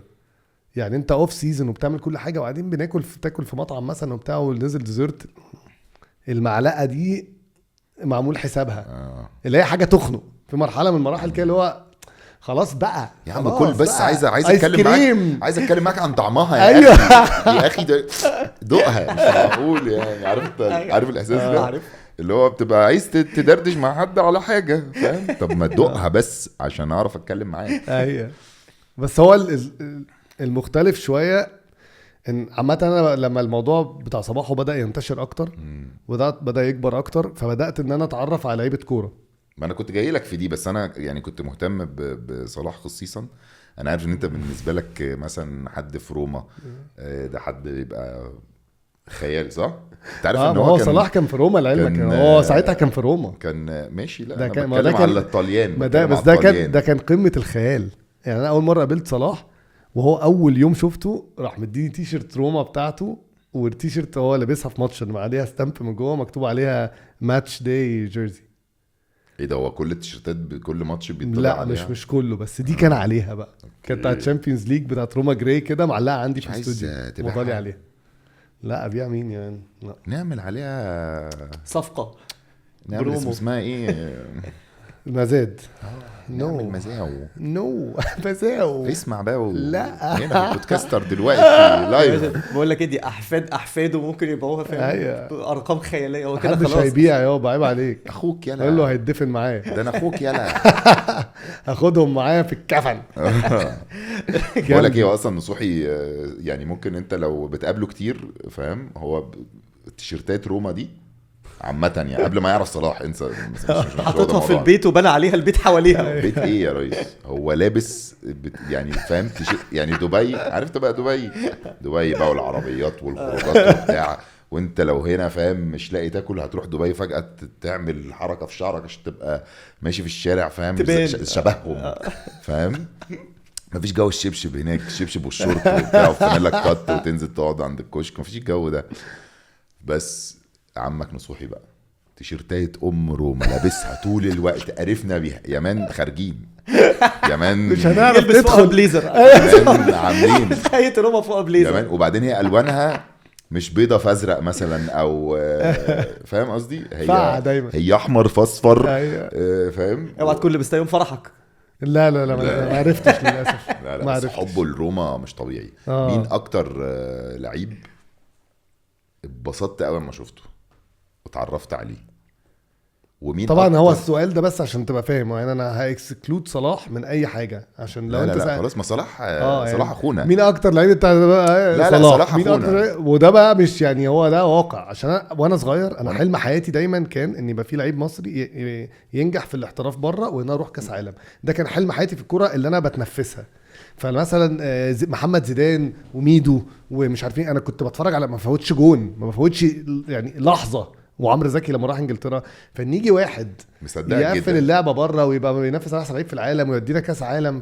مصدقك جدا. هعيد السؤال. ماشي اتفضل. اكتر لعيب كوره غير مصري تمام اتبسطت ان انت قابلته واتصورت معاه، ومين اكتر لعيب كوره اتبسطت قوي ان انت قابلته وزعلت انك ما عرفتش تصور معاه؟ ماشي. طيب اكتر لعيب كوره قابلته طبعا وتصورت معاه واتبسطت قوي، هما 2 قريبين قوي من بعض يعني. بس هو توتي لما قابلته اول مره، قابلته كذا مره. قابلته مره في مصر كده وخطفت معاه صوره سرقه، قابلته في دبي، وقابلته مره في دبي. واقوى واحده كانت لما صورنا مع سعاد يونس بقى الحلقه بتاعت صاحبه السعاده، وهي جابت توتي وكلموني قالوا لي تعالى معانا اطلع في فقره ساعه الا ربع اتكلم انت وتوتي. فدي طبعا كانت فوق الخيال. بس بقى اللي على يعني بعده على طول دي روسي برضو، روما برضو، بس قابلته مرتين، ومره منهم كده اتكلمنا لمده 12 ثانيه مثلا، وقعت في الغرام خلاص. بس اتصورت معاه. اتصورت معاه. مين بقى اللي قابلته كنت هتموت وتتصور معاه وما قدرتش؟ رونالدو. انهي رونالدو؟ كريستيانو رونالدو. ما تهزرش. لا يا راجل ده حبيبي. والله نكلم له جورجيانا، نكلم له والله ما عرفتش ايه اللي حصل. فين؟ مرتين. مره كان في ميت اند جريد كده، واللعيبه بتاعت ريال مدريد كانت كلها قاعده ورا زي مكتب وبنعدي عليهم يمدوا لنا تيشيرتات بقى وبتاع. فهو كان في الاخر خالص وانا عمال اتصور مع الناس واحد كده سيلفيز وبتاع، وبعدين حصل كهربا في المكان، فقبل ما يمضي لي او اخطف السيلفي اللي من بعيد دي افضوا الاوضه. ما مضاش؟ ماما لا مضى ولا شفته. ده انا كنت اقول لك هاتها مع تيشيرتات صلاح ونعمل بقى اوكازيون في مزاد في بص طق فاير ووركس في كل حته. يا لهوي. فده ما مضاهاش. بس عندي واحده تانية ماضي عليها، يعني عرفوا يجيبوا لي واحده هو ماضي عليها، لعيبه ريال مدريد كلها ماضي عليها وهو ماضي عليها، بس ده ما قابلتوش. وبعدين مره تانية في حفله من الحفلات اللي كانت في دبي بتاعت الاوردز دي، كنت عامل خطه بقى ان انا قاعد في حته استراتيجيه وهطلع اهجم عليه وبتاع، وفشلت فشل ذريع بقى، والامن تدخل وبتاع ما ظبطتش. وما ظبطتش. بقول لك انت عندك الستار كراش ده مع اي حد غير غير لعيبه كره القدم؟ يعني عندك لا. نفس الحب ده ممكن تحبه الممثل او ممثله؟ ممكن بس مش بنفس الليفل يعني اللي مع هو- بتوع الكوره دول مش اللي هو هحط نفسي في مكان استراتيجي عشان وهو معدي لا استراتيجي ايه ده؟ انا بجاحه في الكوره. لا مره قابلت كانافارو في مطعم كان بيتعشى، رحت جاري هو لبست دخل احنا ويتر. اوريدي هناك. والله العظيم رحت جاري واخد العربيه ومروح البيت وطالع في إيه؟ والله العظيم طالع البيت منزل البرواز كسره عشان مش عارف افتحه عشان اطلع تيشيرت ايطاليا اللي ماضي عليها اللعيبه وما عليهاش كانافارو، ورحت واخد العربيه راجع المطعم تاني بسرعه وهاجم عليه وهو بياكل. كان خلاص بقى يعني بيحلي عشان يمضي. ما تهزرش يا وحياه مان. امي لا لا لا مريض ما مريض. تهزرش، انا كنت متخيل الموضوع للليفل ده خالص. مره ندفد ايه ده؟ لا لا ده ليفل تاني خالص. والله العظيم ندفد نزل ستوري في دبي ان هو في حته، نزلت قعدت الف على ساعه في الحته وما لقيتوش. ما اعرفش بقى الستوري بقى كان منزلها بقى ساعتها ولا مش ساعتها. لا في قصص مع لعيبه الكوره ما عندي ما فيش. لا ما تخيلتهاش خالص. لا ده ليفل تاني بجد.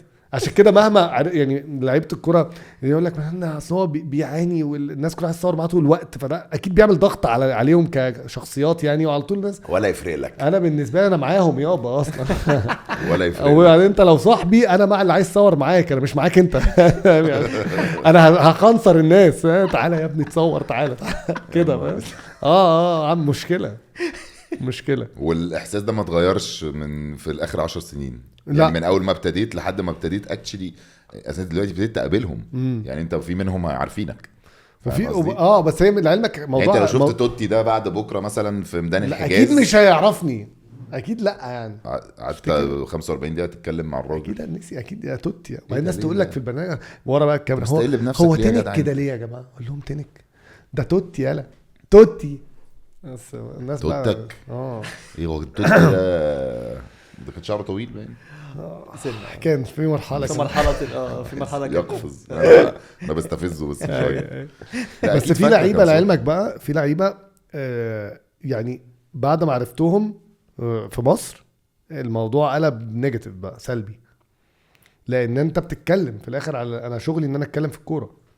فانت لما تيجي تتكلم على حد لاعب وحش، فانا بتكلم ان هو لاعب وحش، بيزعل فيقول لك انت بتقطع فيا ليه. يعني ما هو ده كان ففي مرحله معينه بقى بتكتشف ان انت الصداقات دي لا، بس دي مالهاش دعوه من دي، بتبقى حاجه في البني ادم نفسه. يعني انا لما كنت بقدم ايتي بالعربي انا كنت يعني بتبهدل بسبب كلام المعد هو اللي كاتبه. يعني انا اصلا في ايتي بالعربي مش طالع يعني بقول اخبار من دماغي. انا اصلا نص الناس ما كنتش عارف انا بتكلم عن مين اساسا، فاهم؟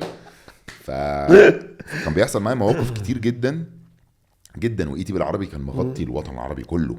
فانا طبعا مش مطلوب مني ان انا اعرف كل نجوم الوطن العربي، وفي منهم مش نجوم وكده. فكنت تبقى مثلا في حته في ريد كاربت في بتاع، فتيجي حد بيجي بيعاتبك وزعلان. انت ازاي تقول عني كده؟ مين حضرتك؟ مين حضرتي؟ ايه ما انت لسه قايل اسمي الاسبوع اللي فات 3 مرات. اي فندم مش انا اللي قايل اسمك، ده المعد هو اللي كاتب اسمك وانا قريته، فلا تتهمني ارجوك. هو انا اللي بعد بقى لنفسي، فببقى انا اللي كاتب. لا يبقى خشوا عليه يا جماعه. خشوا عليه ادوله. ففي ناس فضلوا بقى اصحابي لسه، وفي ناس ما بقوش. بس خلاص بقى الستار كراش بتاعت لعيبه الكوره لسه موجوده يعني، بس بقى فيها حته بالذات مع اللعيبه المصريين ان هو يعني انا عمري ما هطلب منك حاجه. يعني انا اتعرفت على لعيبه كوره كتير بس عمري ما عشان عارفه هقول له اطلع معايا في حلقه مثلا، عمرها في حياتها ما حصلت. او يطلع معايا في حاجه زيرو. انا عمري ما هطلب منك حاجه اللي دعوه بشغلي. وفي نفس الوقت لا بس ليه كده علشان ما يبقاش في حته اللي هو جمايل وبعد كده في الكوره في مصر. لا بس ده شغل يا جماعه برضه. لا ما هو في الكوره في مصر بقى الوسط ده بتاع الاعلام في جزء كبير منه وحش قوي يا من فاسد. فهو بيبقى لعيب الكوره هو طالع بيبقى عنده المفهوم ده من الكالتشر ومن السنين اللي فاتت، ان فلان بيتكلم عليا وحش عشان انا ما رضيتش اعمل معاه انترفيو واطلع اقول معاه الكلمه دي. او انا بقول لك ايه، تعال اطلع معايا في المؤتمر الصحفي ده، فالحلقه اللي بعدها صياطك. ايه ده كله كده. لا ده مش كله، عشان في ناس كتير محترمه طبعا، بس 60-70% منه. لا بس معلش يعني احنا بنعمل بودكاست وبنجيب ناس مش مشهوره كتير جدا بيتكلموا عن العلم والاثار والمش عارف ايه وكل الحاجات دي، وفي الجزء اللي هو النجوم والفنانين والمغنيين والممثلين وكده، ده اللي هو هو انت فاكر كل دول بيجوا ازاي؟ بكلمهم عشان احنا اشتغلنا مع بعض، عملنا مع بعض في الكوره مختلفه بقى. انا ما عنديش الحته دي، ما في ناس كتير من صحابي يلوموني عليها، ولما بكلمهم على فكره اول كلمه بقولها في التليفون بقول لك ايه وبقول لك ايه، ده بيزنس at the end of the day، ولو انت مش عايز لاي سبب قول لي لا في وشي وهنفضل حبايب جدا. بس مش كل الناس يا مان عندها القابليه دي. يعني هدي لك مثلا مثال من الحاجات القليله، انا صورت مع لعيبه كوره كتير قوي، بس دايما في سبونسر، والسبونسر هو اللي بيجيب لعيبه الكوره ويجيبني، ممكن يسالني نجيب مين فانا ما فيش دايركت كونتاكت. ده موقف مختلف، ده قصه ثانيه خالص. بس بقى في مره مش طلبت من حد، بس قلت له، يعني حصل حوار ما بيني وما بينه زي تحدي كده وبتاع، الحلقه اللي عملتها مع يوسف الشريف مثلا. حلو، كانت في الاستاد. عارف. فالحلقه دي انا كنت لسه مخلص النهايه معايا فشفتها. ايوه. فبعد ما عملنا يعني حصل ما بيننا تحدي وبتاع ومش عارف ايه، وانا كسبت التحدي، بس لما بدأنا نتكلم في جد بقى احنا هنصور، قلت له بقول لك ايه يا مان، هو الموضوع ما فيهوش اي احراج خالص خالص خالص، وانا متفاهم لو انت عندك حاجات تانية او عندك تفاصيل مش شرط تقولها لي. فهو كان حابب الموضوع قوي وعايز يعمله، وشايف ان هو في اضافه ليه كمان، زي ما هو في اضافه ليا وفي اضافه. مش كل الناس عندها فكره ان انا لما اطلع مع باسل في البودكاستر، فالممثل اللي هيجي لك النجم ده هو كمان بيضيف له ان هو يطلع ويظهر بشكل طبعا مختلف. هي من ناحيتين اصلا. ما هم الناس بقى في الكوره في ناس كتير مش شايفه ده، في ناس بتشوفه لو جه هيصيطك يعني وهو مش هيطلع مستفاد. فانا عامل لك خدمه يا مان وطالع معاك يا نجم النجوم، فايه بقى انت لا. فمش كله عنده الحته دي. بس عجبني المثال الوحيد اللي اداه كان ممثل مش لعيب كوره. ده الوحيد. دلوقتي في البودكاست اللي بدات اعمله، في ناس بدات يعني مثلا قلت لميدو، انا اللي بعت له قلت له بقول لك يا ميدو عايزين نعمل كذا كذا كذا، فلقيته على طول، عشان ميدو برضو عقليته مختلفه، فاهم؟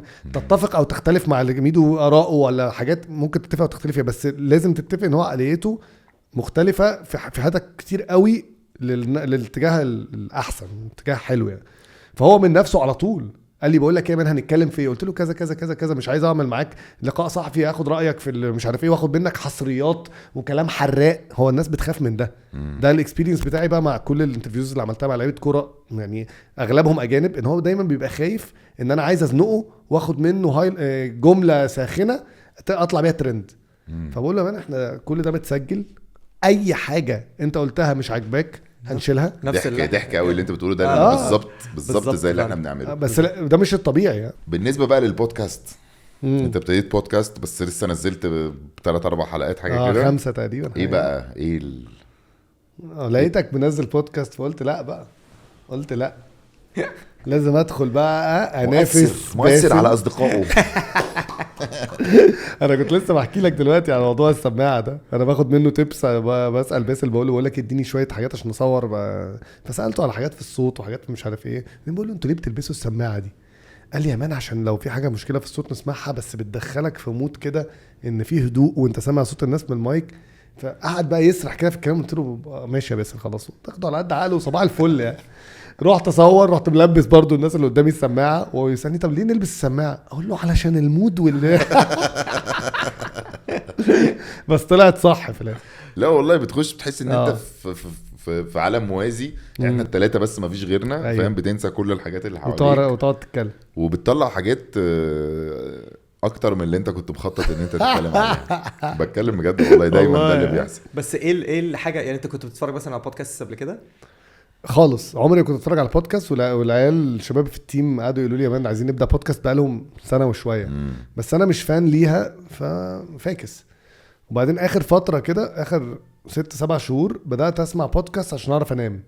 حد قال لي جرب تسمع بودكاست عشان تنام هتلاقي الدنيا لذيذه، فبدات اسمع جو روجن، وبدات بحاجه انا بحبها بقى حبيبي. كان هاتفيلد عامل معاه حاجه بتاع ميتاليكا فسمعته كان جامد قوي، فتشديت بقى وبدات اسمع كتير. وبعدين في العربيه بدات اسمعهم لو عندي مشوار طويل، فجاب رجلي.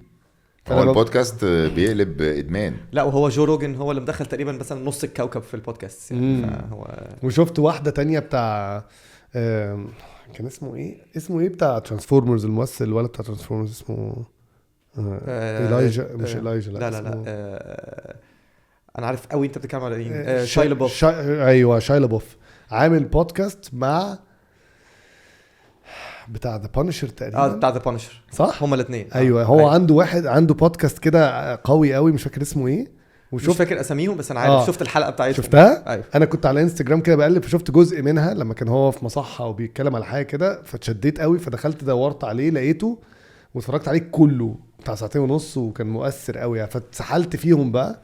فرجعت شويه قلت لهم بقول لكم يا جماعه فكره البودكاست انا احكي لنا معاكم. انا دايس.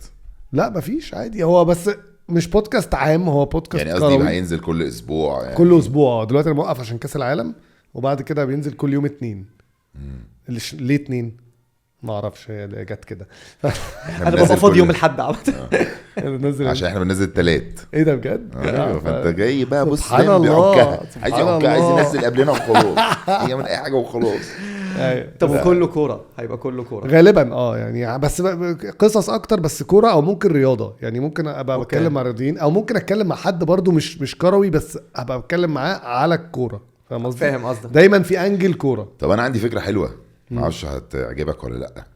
بس احنا ابتدينا نفكر انا وكريم ان احنا نبتدي نعمل حاجه اسمها جاست هوست يعني ضيف مذيع او ضيف مقدم وانتوا اللي تبقوا لا يعني هقول لك في الكيس بتاعتك انت بالذات يعني احنا مثلا احنا عندنا شق الرياضه سيزن 3 عندنا سمر حمزه بطله العالم في المصارعه. عندنا ناس اولمبيين عندنا لعيبه كوره عندنا امريكان فوتبول في داخلين احنا عندنا سبورتس. يا ريس احنا اكتشفنا اكتشافات كتير قوي في موضوع الامريكان فوتبول. كل ما هو جديد في البودكاسترز.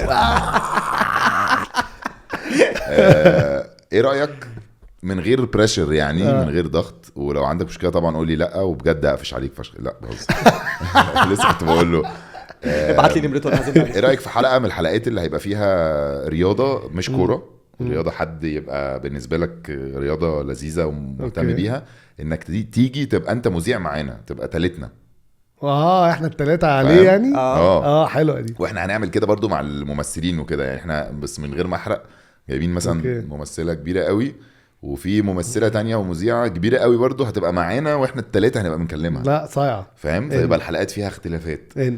تعمل معانا كده مره هبقول لك اول ما يبقى فيه سبورتس لو فاضي تيجي معانا. دن حلوه جامد شاهدين يا جدعان. بس هو عامه البودكاست كمان دلوقتي عماله تكبر جامد في مصر. وبقى في كتير عمالين بيطلعوا وده عامه دي حاجه كويسه. كل ما بودكاست كتير عماله بتطلع كل ما اصلا فكره البودكاست عماله بتزيد. فهو لازم في الاول زي ما انت كنت بتقول بالظبط في الرياضه وفي الكوره والاتحاد والكلام ده كله في الاول لازم كل البودكاست تبقى عماله بتكبر مع بعض لما بيكبروا الفكره لان الفكره لسه جديده. بس يعني لو حصل زي اللي حصل حتى في الشرق الاوسط كله يعني الشرق الاوسط دلوقتي البودكاست طايره في السعوديه طايره بس فلازم هيحصل نفس القصه هنا ونفس انا بحب كمان فيها. انا بحب عامه اللونج فورمات فيديوز الفيديوهات الطويله اكتر من القصيره. يعني التيك توك والريلز وكده هي دي ليها سوق ودي ليها سوق. بس انا بحب الاثنين بس بفضل اكتر الطويل. فلما بشوف بودكاست طويله والناس بتقعد تتفرج عليها نازل فيديو مثلا 1.5 ساعة والناس يجيب 400,000 مشاهده ولا 500,000 مشاهده مثلا بتحس بقيمتها عن لما تنزل طبعًا. ريل طبعًا. 15 ثانيه ويجيب لك نفس الفيوز طبعا. وانا اصلا الفلوجات اللي بعملها لونج فورمات برضو يعني في حلقات تحدي كده كويز شو بتاع كوره برضو لونج فورمات. انت بتعمل كام حاجه يا مان عشان عارف ان انت دلوقتي بتصور برنامج وفي بودكاست وفي صباح كوره وفي دوكيومنتري فجأة بقيت تعمل دوكيومنتريز. احنا ما كلمناش على فكرة على البتاع ده بتاع الفاينل بتاع الارجنتين وفرنسا اجمد حاجة في العالم انت بقيت يعني انت لخص لي كده هو الطبيعي انا بقعد اتكلم في الكوره وخلاص. هو ده في الاخر يعني درست فيها شويه كل انواعها ومشتقاتها. ذاكرت شويه تدريب وخدت كورسات تدريب فعلا ذاكرت تدريب ما كنتش اعرف. عملت ليفل 1 وليفل 2 من اللي هو الاف اي اللي هو الانجليش الاتحاد الانجليزي بيعمل زي كورسات تدريب كده. في كام ليفل 1 ليفل 2 وبعد كده لو انترناشنال ممكن يبقى في ليفل 3 بس لو لا يويفا بي يويفا سي برو دول اللايسنسز يعني. بس هي سيبك من اللايسنس والبادجز دي هي بالاخر بتعلمك بقى بس يعني ليفل 2 تقدر تتكلم تقدر تمسك فريق مش فريق في دوريات درجه اولى، لا. أوكي. دوري ممتاز مصر مثلا لا. أوكي. اعتقد لازم في مصر لازم تبقى كورسات من الكاف، بس عامه من يويفا بي تقدر. بس أوكي. هي دايما مش بالبادج، هي بالاكسبيرينس، بالخبره اللي انت أوكي. بتاخدها في الكورس ده. اوكي. هو ده اهم حاجه. أوكي. مش ممكن تقعد سنتين تاخد كل البادجات بس ما تبقاش اتعلمت فاهم قصدي. صح. فاهم قصدي.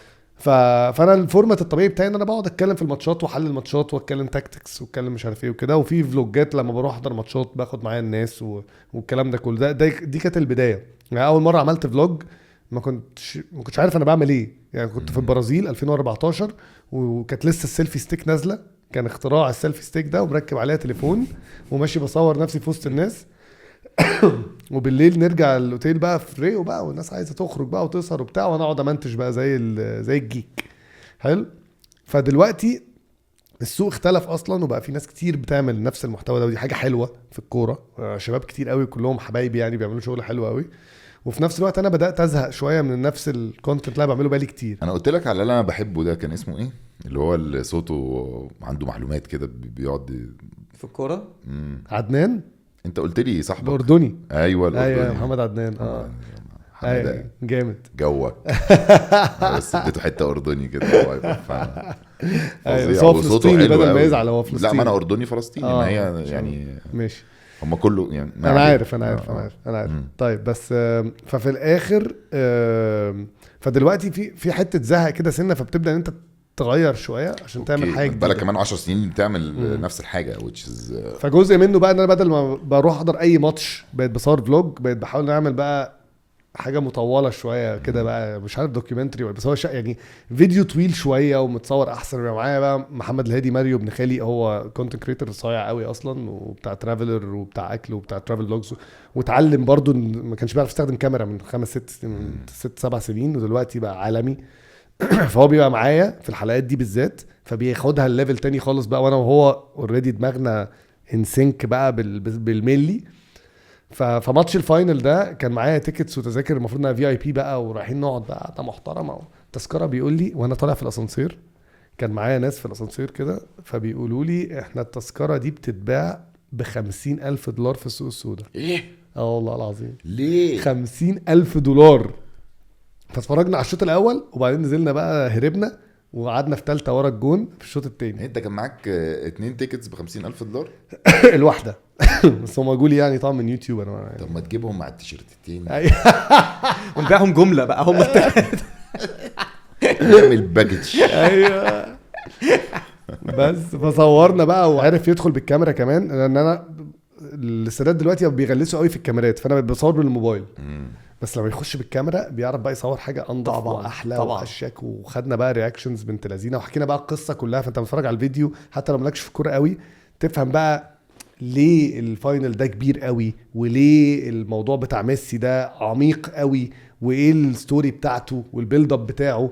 وبعدين دخلت الاستاد بتاع الفاينل قبل الفاينل بيوم، دخلت الاستاد وقعدت في اللوكر روم اللي ميسي كسب فيها كاس العالم. انت بتشيك انت على الاستاد. ايوه بتشوف كده والله العظيم. قعدت ادور حد يبقى سايب حاجه، ثم لعبوا السيمي فاينل في نفس الملعب، فقعدت اقول بقى حد يبقى نسي حاجه، حد يبقى واقع منه رباط جزمه. ايوه بتاع لقينا ستيكر كده، عارف اللي بيلزق بيه الرباط الضاغط ده بتلزقه بتاع، لقينا خدناه طبعا. بقول لك ايه والله العظيم المفروض واحد يفتح بيزنس زي ده اصلا، يقعد يدور على حاجه تقعد يبيعها على امازون بس فكانت انا اجيب لك معايا الرباط ده عامه.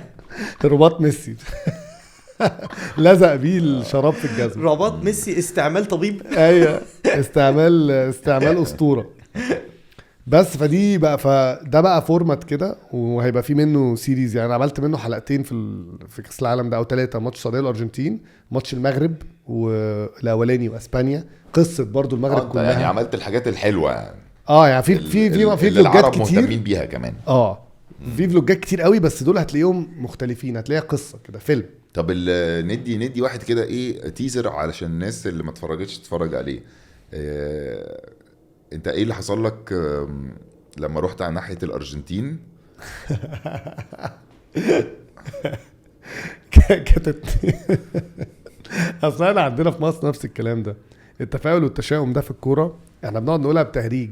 يعني اي شباب كوره مثلا قوي هتلاقي مثلا قاعدين بيتفرجوا على ماتش في الشوط الاول خلص 2-0، فاللي قام دخل حمام واللي قام يجيب شيبسي بتاعه، وهم راجعين هتلاقي كل واحد بيقعد في نفس القعده اللي هو واحد يجي يقعد حته تانية، لا هي ماشيه كده، تفضل قاعد في نفس قعدتك في نفس كرسيك. فبنعملها بتهريج، بس في ناس بالنسبه لها الموضوع ما بقاش تهريج.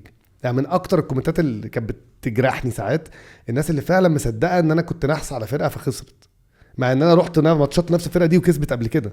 بس الناس اللي فعلا بتؤمن كده بتحزني. فالارجنتينيين عندهم ده بقى اضرب في مليون. يعني في واحد من الجمهور قال لي ان احنا ما بنشجعش بكاس العالم نفسه، ما بيمسكوش كاس عالم في المدرج علشان ما ينحسهمش ان هم ما يعرفوش يمسكوه في الحقيقه ويكسبوه. ففي المدرج نفسه عمرك ما تلاقي ارجنتيني معاه كاس عالم، كل المدرجات كلها الا الارجنتينيين بقى. فطبعا دخلنا والنتيجه 2-0 للارجنتين، وكله واقف، فهم واقفين على الكراسي واللي تحت واقف على الكراسي برضو، ما بيقعدوش مدرج كله. وايه بقى، رجاله ستات عيال عندها 4 سنين، ناس عندها 90 سنه. فانت بتدخل بقى ما بينهم، ما بين الصف، ورحنا واقفين في حته وخلاص. انا وقفت في صف وماريو قدامي وعمالين نصور، اتعرفنا على الناس بقى وبنشجع مع بعض وبتاع. شويه هوبا 2-1، ايه مبابي 2-2، ايش الماتش خلص 90 دقيقه. فالراجل بقى اللي بشجع معاه بقى، وحبيبي بقى اخويا الارجنتيني يا جدع، يلا انت اخويا يلا، راح لافف ارمانو قال لي، هو الوحيد اللي بيتكلم انجليزي فيهم اصلا، يو اند يور فريند بليز ليف. قال لي طبعا كده طردته. فقلت طبعا انا تفهمت الموضوع، يعني مش هدخل معاه في اي نقاش. بس اتطردنا، طردوكوا الارجنتينيين من احضانهم. فرحت طالع من الصف ده. طبعا هو كان عايزني امشي خلاص، طبعا انا دخلت الصف اللي جنبه عادي يعني جدا، مصري دم المصري انا قاعد. فرحت قعدت جنب واحد تالتة شمال واقف كده انا وهو ورايا، ومراته وابنه على يميني.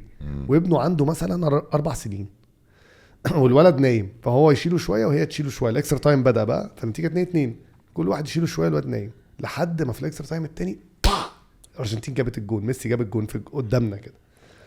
فطبعا انفجار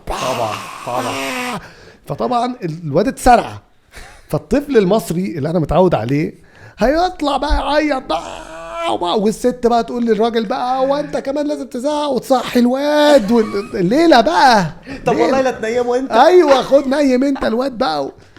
فجاه الاقي الواد صحي وابوه ماسكه، يلا فاموس. فالواد صاحي والله العظيم يا ابني، فتح عينه، جول. عنده 4 سنين. ايوه 4-5 سنين ماكسيمم. وبعدين 3-3 بينالتيات، الواد فضل صاحي بقى. ولما كسبوا بقى الواد عمال يصوت، وامه وابوه عمالين يعيطوا. يعني هي مش جايه معاه عشان هو مش واخد مراته معاه الاستاد، لا هي مشجعه رايحه تقعد في ثالثه ورا الجون تشجع، وهي بس ات هابنز ان هي مراته يعني. فاحنا رايحين مع بعض نشجع، وابننا ده عنده 5 سنين ده هيطلع زيهم، فاهم. فالمناظر اللي شفتها من عيال عندها 5-6 سنين لان الناس عندها 80 سنه، ولاد وبنات ورجاله وستات، وكله حاجه تقشعر البدن. واو. وكل ده موجود في الدوكيومنتري يا جماعه على صفحه، بس بقول لك ايه، على صفحه عمرو النصوحي لليوتيوب، خشوا وشوفوها. والله بس على فكره انت عارف ايه اللي عجبني قوي في اللي انت عملته، ان انت ابتديت بعد ما انت بنيت كل اللي انت عملته ده في البلوجات والفلوجات والكلام ده كله، وبقى دلوقتي عشان عندك اكسس، بقى عندك اكسس بسبب ان انت من السبسكرايبرز بتوعك والناس اللي انت عارفهم كمان، وبقى عندك اكسس انت تروح حاجات قبل ما تبتدي والكلام ده كله. فابتديت تخش في دوكيومنتريز، ابتديت تخش في فلوج، والناس اصلا بتحب تشوف ده، والناس بتبقى عايزه تشوف ايه اللي بيحصل ورا. الناس بيبقى نفسها تشوف، حتى لما بيبقوا عايزين يعرفوا عن حياه واحد، هم بيبقوا عايزين يشوفوا اكسس لايه او ايه اللي بيحصل وراها. فهو اللي انت بتعمله ده في الجون حبيبي والله في الجون. كريم ريحان عمرو نصوحي حبيبي يا كيمو والله. احب اعرفكم ببعض. لا جامد. لا والله بس ده كان الوقت الصح ليها فعلا. يعني ده يا دوب انت المفروض تدخل اكتر من كده، كل شويه تقعد تزود كده. يعني نبقى نحط صورته هنا على الوول اوف فيم. مش قوي كده، مش قوي صح. لسه لازم اعمل مجهود اكبر شويه. صايع قوي البتاع دي يا عم. خطيره. وانت هتيجي عليها على طول، بس بالكبير بقى فوق، بدل بقى الصوره دي، بدل دي عمرو نصوحي كده صباح. اي حد يدخل يتسرع. بقول لك ان الناس ما بتعلقش على على الانرجي بتاعتك. ما هي كده، ما انت عارف. بقول لك يا عم بتدوشني. ايوه طبعا في ناس كتير بتقعد تقول كده، بس الضحك في ايه بقى، ان لما حد بيقابلني في الحقيقه هو بيلاقي نفس الكاركتر، يعني انت عارف. ما دي مصيبه، دي مش لا بس بقول لك ايه، في الكوره هو ما ينفعش يعمل غير كاركتر كده. الكوره هي لا هو انا اوفر في كل حاجه، انت عارف يعني. هو ده اكتر ناس تقول لك ده اوفر، بس انا اوفر. بتحب الريشه مثلا اسمها ايه كرة الريشة دي؟ بتهيألي دي ما فيهاش يعني. ما فيهاش لا دي لا بس غالبا برضه ايه ده. تعالى نرجع لورا خالص. ارجع نشأتك دلوقتي. انا اللي انا يعني متابعه معاك ان انت كورة بحت، ومفيش اي حاجة غير الكورة، وهو ده اللي انت بتتكلم فيه وهو ده اللي انت بتفهم نفسي فيه. اطلع لعيب كورة يا باسل بس فشلت. بجد كنت عايز تلعب اصلا. ما احنا بقى انا هرجع للحتة دي، هي دي اللي هو ده اللي انا عايز اتكلم فيه. انت دلوقتي من كتر ما انت بقالك 10 سنين، فحبيت او ما حبيتش انت بقى ليك فانز كعمر نصوحي، تمام؟ ممكن انت تتواضع وتقول لي لا بيحبوا اللي انا بقوله وبتاع، بس هو الموضوع في الاخر بيخلص ان الناس بتحب اللي انت بتقوله، فالناس بتبتدي تحبك انت شخصيا، وتبتدي حتى لو اهلاوي زملكاوي وات ايفر. فتعالى نقول لهم اللي هم بقى ما يعرفوهوش. تعالى نرجع لورا خالص، اللي هو بقى قول لي بقى اتولدت فين، بعدين عملت ايه، درست ايه، اشتغلت فين، بعدين انت في النص رميت انت اترفدت، واحنا الاثنين عملنا عبط ومحدش اتكلم. على فكره خدت بالي قوي وقلت طب خلاص قلنا بلاش نفضحه في نص الحلقه عشان الناس ما تمشيش، بس احنا هنفضحك في اخر الحلقه. فتعالى نقفل بدي بقى، احكي لنا. طيب اتولدت في مصر عادي، وبعد كده ليه قرفان؟ لا مش عارف، اصل ده سؤال غريب بس ماشي. بحاول استوعبه عشان احكي قصتك دي غريبة. حاسس ان انا في انترفيو. هنقفله بانترفيو. ماشي. اتولدت في مصر وبعد كده عشت حياتي في السعوديه في جده 10 سنين تقريبا، مدرسه كلها، وبعدين رجعت دخلت هندسه في القاهره في يو سي ميكانيكا، وبعدين خلصت كنت المفروض ارجع السعوديه علشان اشتغل، واهلي كانوا لسه بيشتغلوا هناك، فكانت خلاص بقى الشغل جاهز وكل حاجه جاهزه، ورجعت عشان رحت عملت انترفيو وعديت وهستلم الشغل. كانت ساعتها حصل حوارات كده ورجعت تاني مصر، وبعد كده بالصدفه جالي شغل في دبي، فرحت رايح دبي وحلقت الشغل السعوديه بالصدفه البحته، وكان في كوره برضو ساعتها وبعد كده قعدت في دبي بقى اشتغلت في الهندسه بس سيلز، وكنت كاره حياتي، كنت شاطر في الشغل يعني كان شغل حلو وكانت فلوسه حلوه يعني. انا لما سبت شغلي عشان اليوتيوب ما كانتش ما عملتش ابجريد لحياتي، عملت داون جريد، فاهم؟ فكانت شغلها حلوه وكان فلوسها كويسه، وبعد كده كان في عيله واولاد وبتاع، فاهم؟ اتجوزت بقى وخلفت. اتجوزت وخلفت، فبقى في فاميلي، فبقى في مسؤوليه. وبعدين صباحه بدا زي ما حكينا كده، وقت اترفدت فيه من الشغل، ودي كانت صدمه بنت لذينه. انا اشتغلت شركه ارجنتيني، دي اول شركه. هم بص 3 سنين. بس صلي على النبي. انا لسه تصنع. انت باشا الارجنتينيين ما لهمش فيك. لا ما رفضونيش، انا اللي سبتهم، انا غلطت وسبتهم. انت قلت رفضوني دلوقتي. لا ما انا قعدت 3 سنين وسبتهم، رحت شركه تانية انجليزي، قعدت معاهم 2 سنين ورفضوني. تفرق كتير دي. لا الارجنتينيه رحت قعدت في بوينس ايرس. انا كنت بجد هاخدك من ايدك ونروح الارجنتين، اظبطك مع الناس اللي شبهنا قوي يا ابني. شبهنا قوي والله. والمكسيك كل لاتين امريكا عاملين زينا بالظبط. بس وبعد كده اشتغلت بقى، رجعت اشتغلت تاني سنه واترفدت تاني، وكان الموضوع صعب بقى قوي. اترفد ليه يا مان؟ الرفده الاولانيه دي كانت صدمه بنت لذيذه. هم عملوا عليا رباطيه. مديري كنت انا يعني مديري كان هيسيب الشغل عشان هو ما كانش البرفورمانس بتاعه كان وحش، ومديره مفهمني ان انت الوحش والبوب والبرنس. كان في يناير مارس جه مديره ده من انجلترا، راح ندهن لي في الميتنج روم، فانا عادي. هو قال لي انت جاي هتاخد بقى بونص، قال لي انت في اخر مارس ولا ابريل هتاخد بونص حياتك والله العظيم. خد بقى البونص. قال لي هتاخد رقم مرعب، وانت الراجل بتاعي بقى في دبي زيرو بره. راح ناداني جوه الميتنج روم، والله العظيم زي ما اقول لك كده بالظبط. دخلت انا ومديري ومديره وصاحب الشركه، وقال لي عمرو we want to tell you، عايزين نقول لك حاجه، you have been terminated with immediate effect. اخس. مفيش مقدمات. اترفدت والله العظيم اترفدت، انت مرفوض بتفعيل الان حالي في الثانيه دي. والله العظيم ما قالوليش حاجه يعني، مش مثلا احنا عايزين نقول لك معرفش ايه، او بقول لك احنا متاسفين جدا. ايوه، او انت مثلا، والله العظيم ما قالوا حاجه. terminated with immediate effect. فانا سكت كده، وبعد كده بقى يا ابني وتضحك ما عرفتش اقول ايه. فمديري جه هو يتكلم، وانا يعني مش حسيت ان هو لبسني ولا مش فاهم، مش مصدق. غالبا الرئيس الكبير قال له بص في واحد لازم يمشي.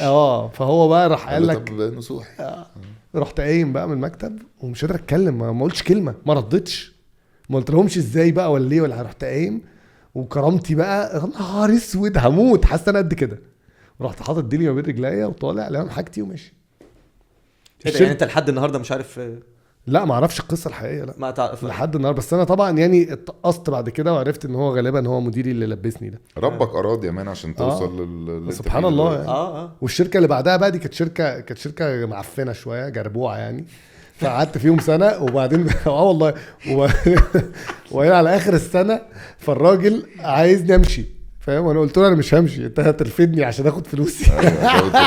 ايوه صايع ايوه اصل دبي ليك حقوق. قلت له مش همشي انت اللي هترفدني. قال لي هرفدك. راح رفدني اول ما السنه خلصت. وبعد كده بقى قعدت 6 شهور مثلا واشتغلت في شركه فرنساوي كومبيتيتور للشركه الارجنتيني. انا الشركات التانية دي كانت صغيره الشركه التانية دي كانت كبيره برضو قوي في خدمات بترول. وقعدت معاهم بقى 5 سنين لحد ما انا سبتهم بقى عشان صباحه. بس دي بقى كنت شغال فيها كويس. امتى اخدت القرار ان انت تسيب وتنقل يوتيوب؟ انا بحكي حاجات كتير قوي مش ممكن انا رغاي قوي وده ريسك فظيع يعني.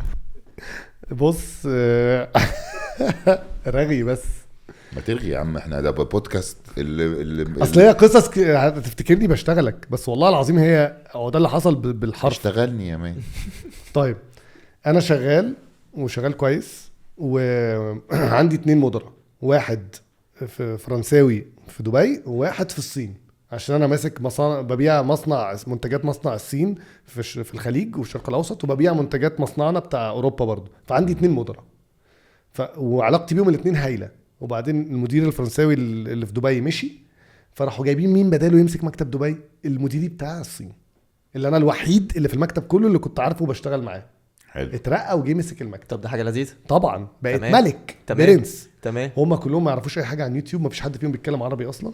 والوحيدين اللي يعرفوا كام واحد عربي معايا في الشغل ومأمن لهم يا جماعه ما حدش يجيب سيره وانا شاطر في شغلي اصلا ومنظم وعامل سيستم ما يخرجش ميه خبره بقى ما بين الشغل وصباحه ودايس في الاثنين ووحش وتنين. ده الريزلتس. دايما باخد مثلا في الايفالويشن من 5 اخد 4 3.7.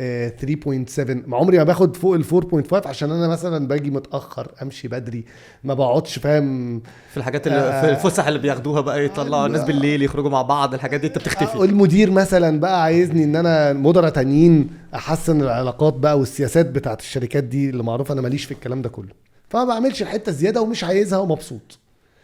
لحد ما مديري اللي هو المدير اللي ماسك المكتب ده اترقى. نقلوا بقى جابوا ديبارتمنت زياده في دبي فالمكتب كبر فهو اترقى فوق. فعلشان يترقى فوق احنا كنا تحته 5 لازم وفي واحد منا هو بقاله كتير راجل كبير ياخد مكانه بقى. مش ياخد مكانه لا لازم الراجل ده كان خلص وهيمشي هو عايزه يفضل يعني يخلص الاسايمنت بتاعته ولازم يرجع فرنسا. فراح مرقيه ونزلني تحته انا بس. احنا كنا 5 بريبورت له قال لك لازم يقلوا ل3 ولا حاجه فواحد مش عارف راح فين وانا نزلت تحت ده. فرحت قايل له قلت له يا مان اسمه فريدريك. قلت له يا فريدريك انا مش هينفع اشتغل تحته. احنا اصحاب وكل حاجه بس هو في الشغل ما ينفعش انزل تحته اصلا. وهو بقى بيحب المايكرو مانج. هو عايز يعرف كل حاجه انا بعملها كل يوم واقعد معاه في المكتب. انا مديري التاني ده بشوفه مره في الشهر او مره في الاسبوع فاهم وانا بشتغل مع نفسي فسبحان الله يا مان كنت واخد ايفالويشن عاليه في 6 شهور. وورنينج اول وورنينج تاني وبعدها كنا في رمضان فجينا على العيد قبل العيد كده اجازاته بتاع راح واخد اجازه اللي هو مديري ده اللي انا مش طايقه. اتخانقنا مع بعض خناقات اللي هو كنت هنقعد نضرب بعض والله العظيم والناس توقف وبتاع وجبت له ناس والله العظيم كانت حاجه سيئه. فتحس ان ربنا قاعد يقفلها وانا مش عايز اسيب شغلي مش عايز اسيبه. لما دخلت لفريدريك ده قلت له بقول لك يا مان انا هسيب الشغل لان مديري ده ما كانش موجود. فدخلت قلت له قال لي يا مان جاي لك شغل تاني فين؟ اكيد بقى جاي لك شغل تاني فين قول لي بتاع. قلت له لا انا ماشي بجد. قال لي انت فاهم في كام واحد في الشركه عايز الوظيفه بتاعتك دي البوزيشن بتاعك ده اللي انت بتعمله بالماركت اللي انت ماسكه بالمرتب اللي انت بتاخده. قلت له انا مش قادر. وساعات تصلي استخاره وبتاع ومش عارف ايه وقعدت تقفل واصحابي يقولوا لي خلاص يا مان صباحه تمام طير رحت طاير وحلقت وصلت وعمري ما بصيت ورا. عارف ان الراجل ده بقى اللي كان مديري ده ما شافنيش يعني. انا استقلت وهو في الاجازه رجع في الاجازه ما شافنيش يعني ما اديتلوش حتى متعه ان هو يحس ان انا سبت الشغل عشان مش طايقه. فكنت فخور جدا بهذه اللحظه.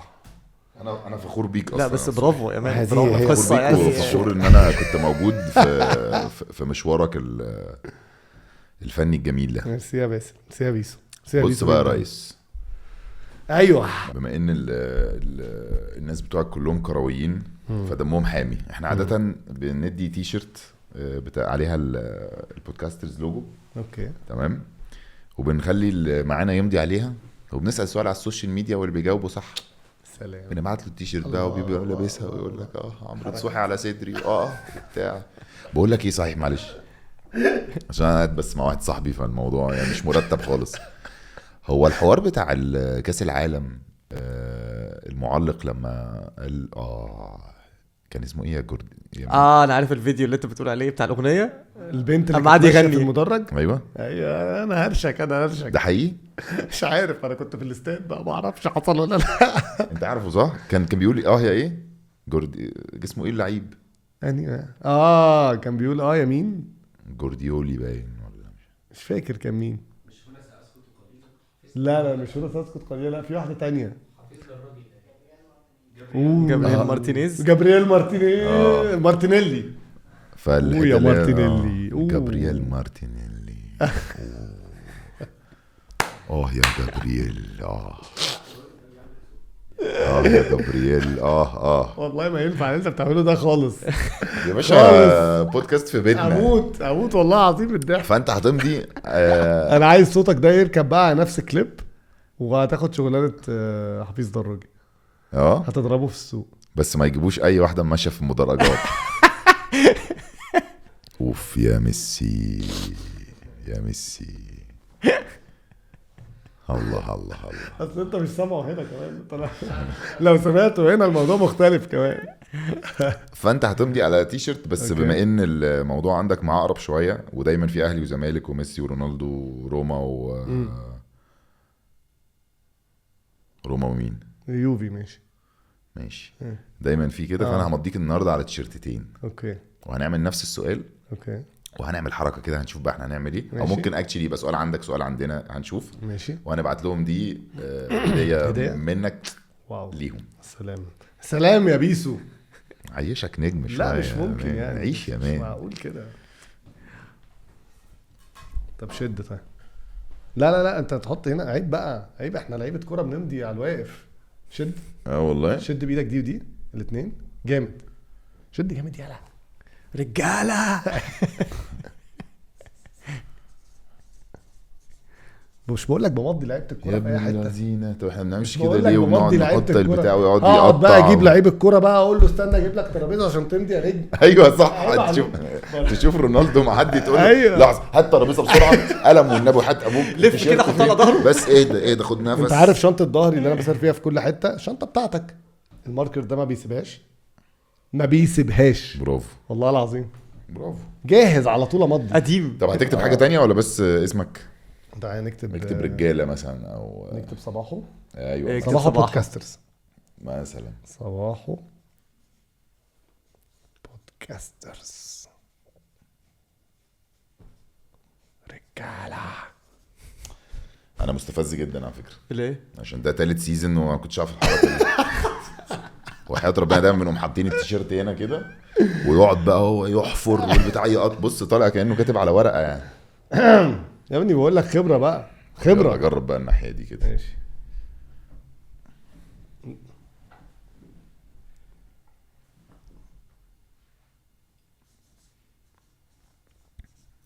يا نصوحي الله شوف يا نصوحي مارتينيلي. انا هقفل البودكاست ده. هنقفل صوت قفلة سوداء. الزباله اللي انا فيه ده. رجاله. عمو very happy to have حبيبي you يا man. بيسو، بجد اتبسطنا. اتبسطنا كمان قوي حبيبي.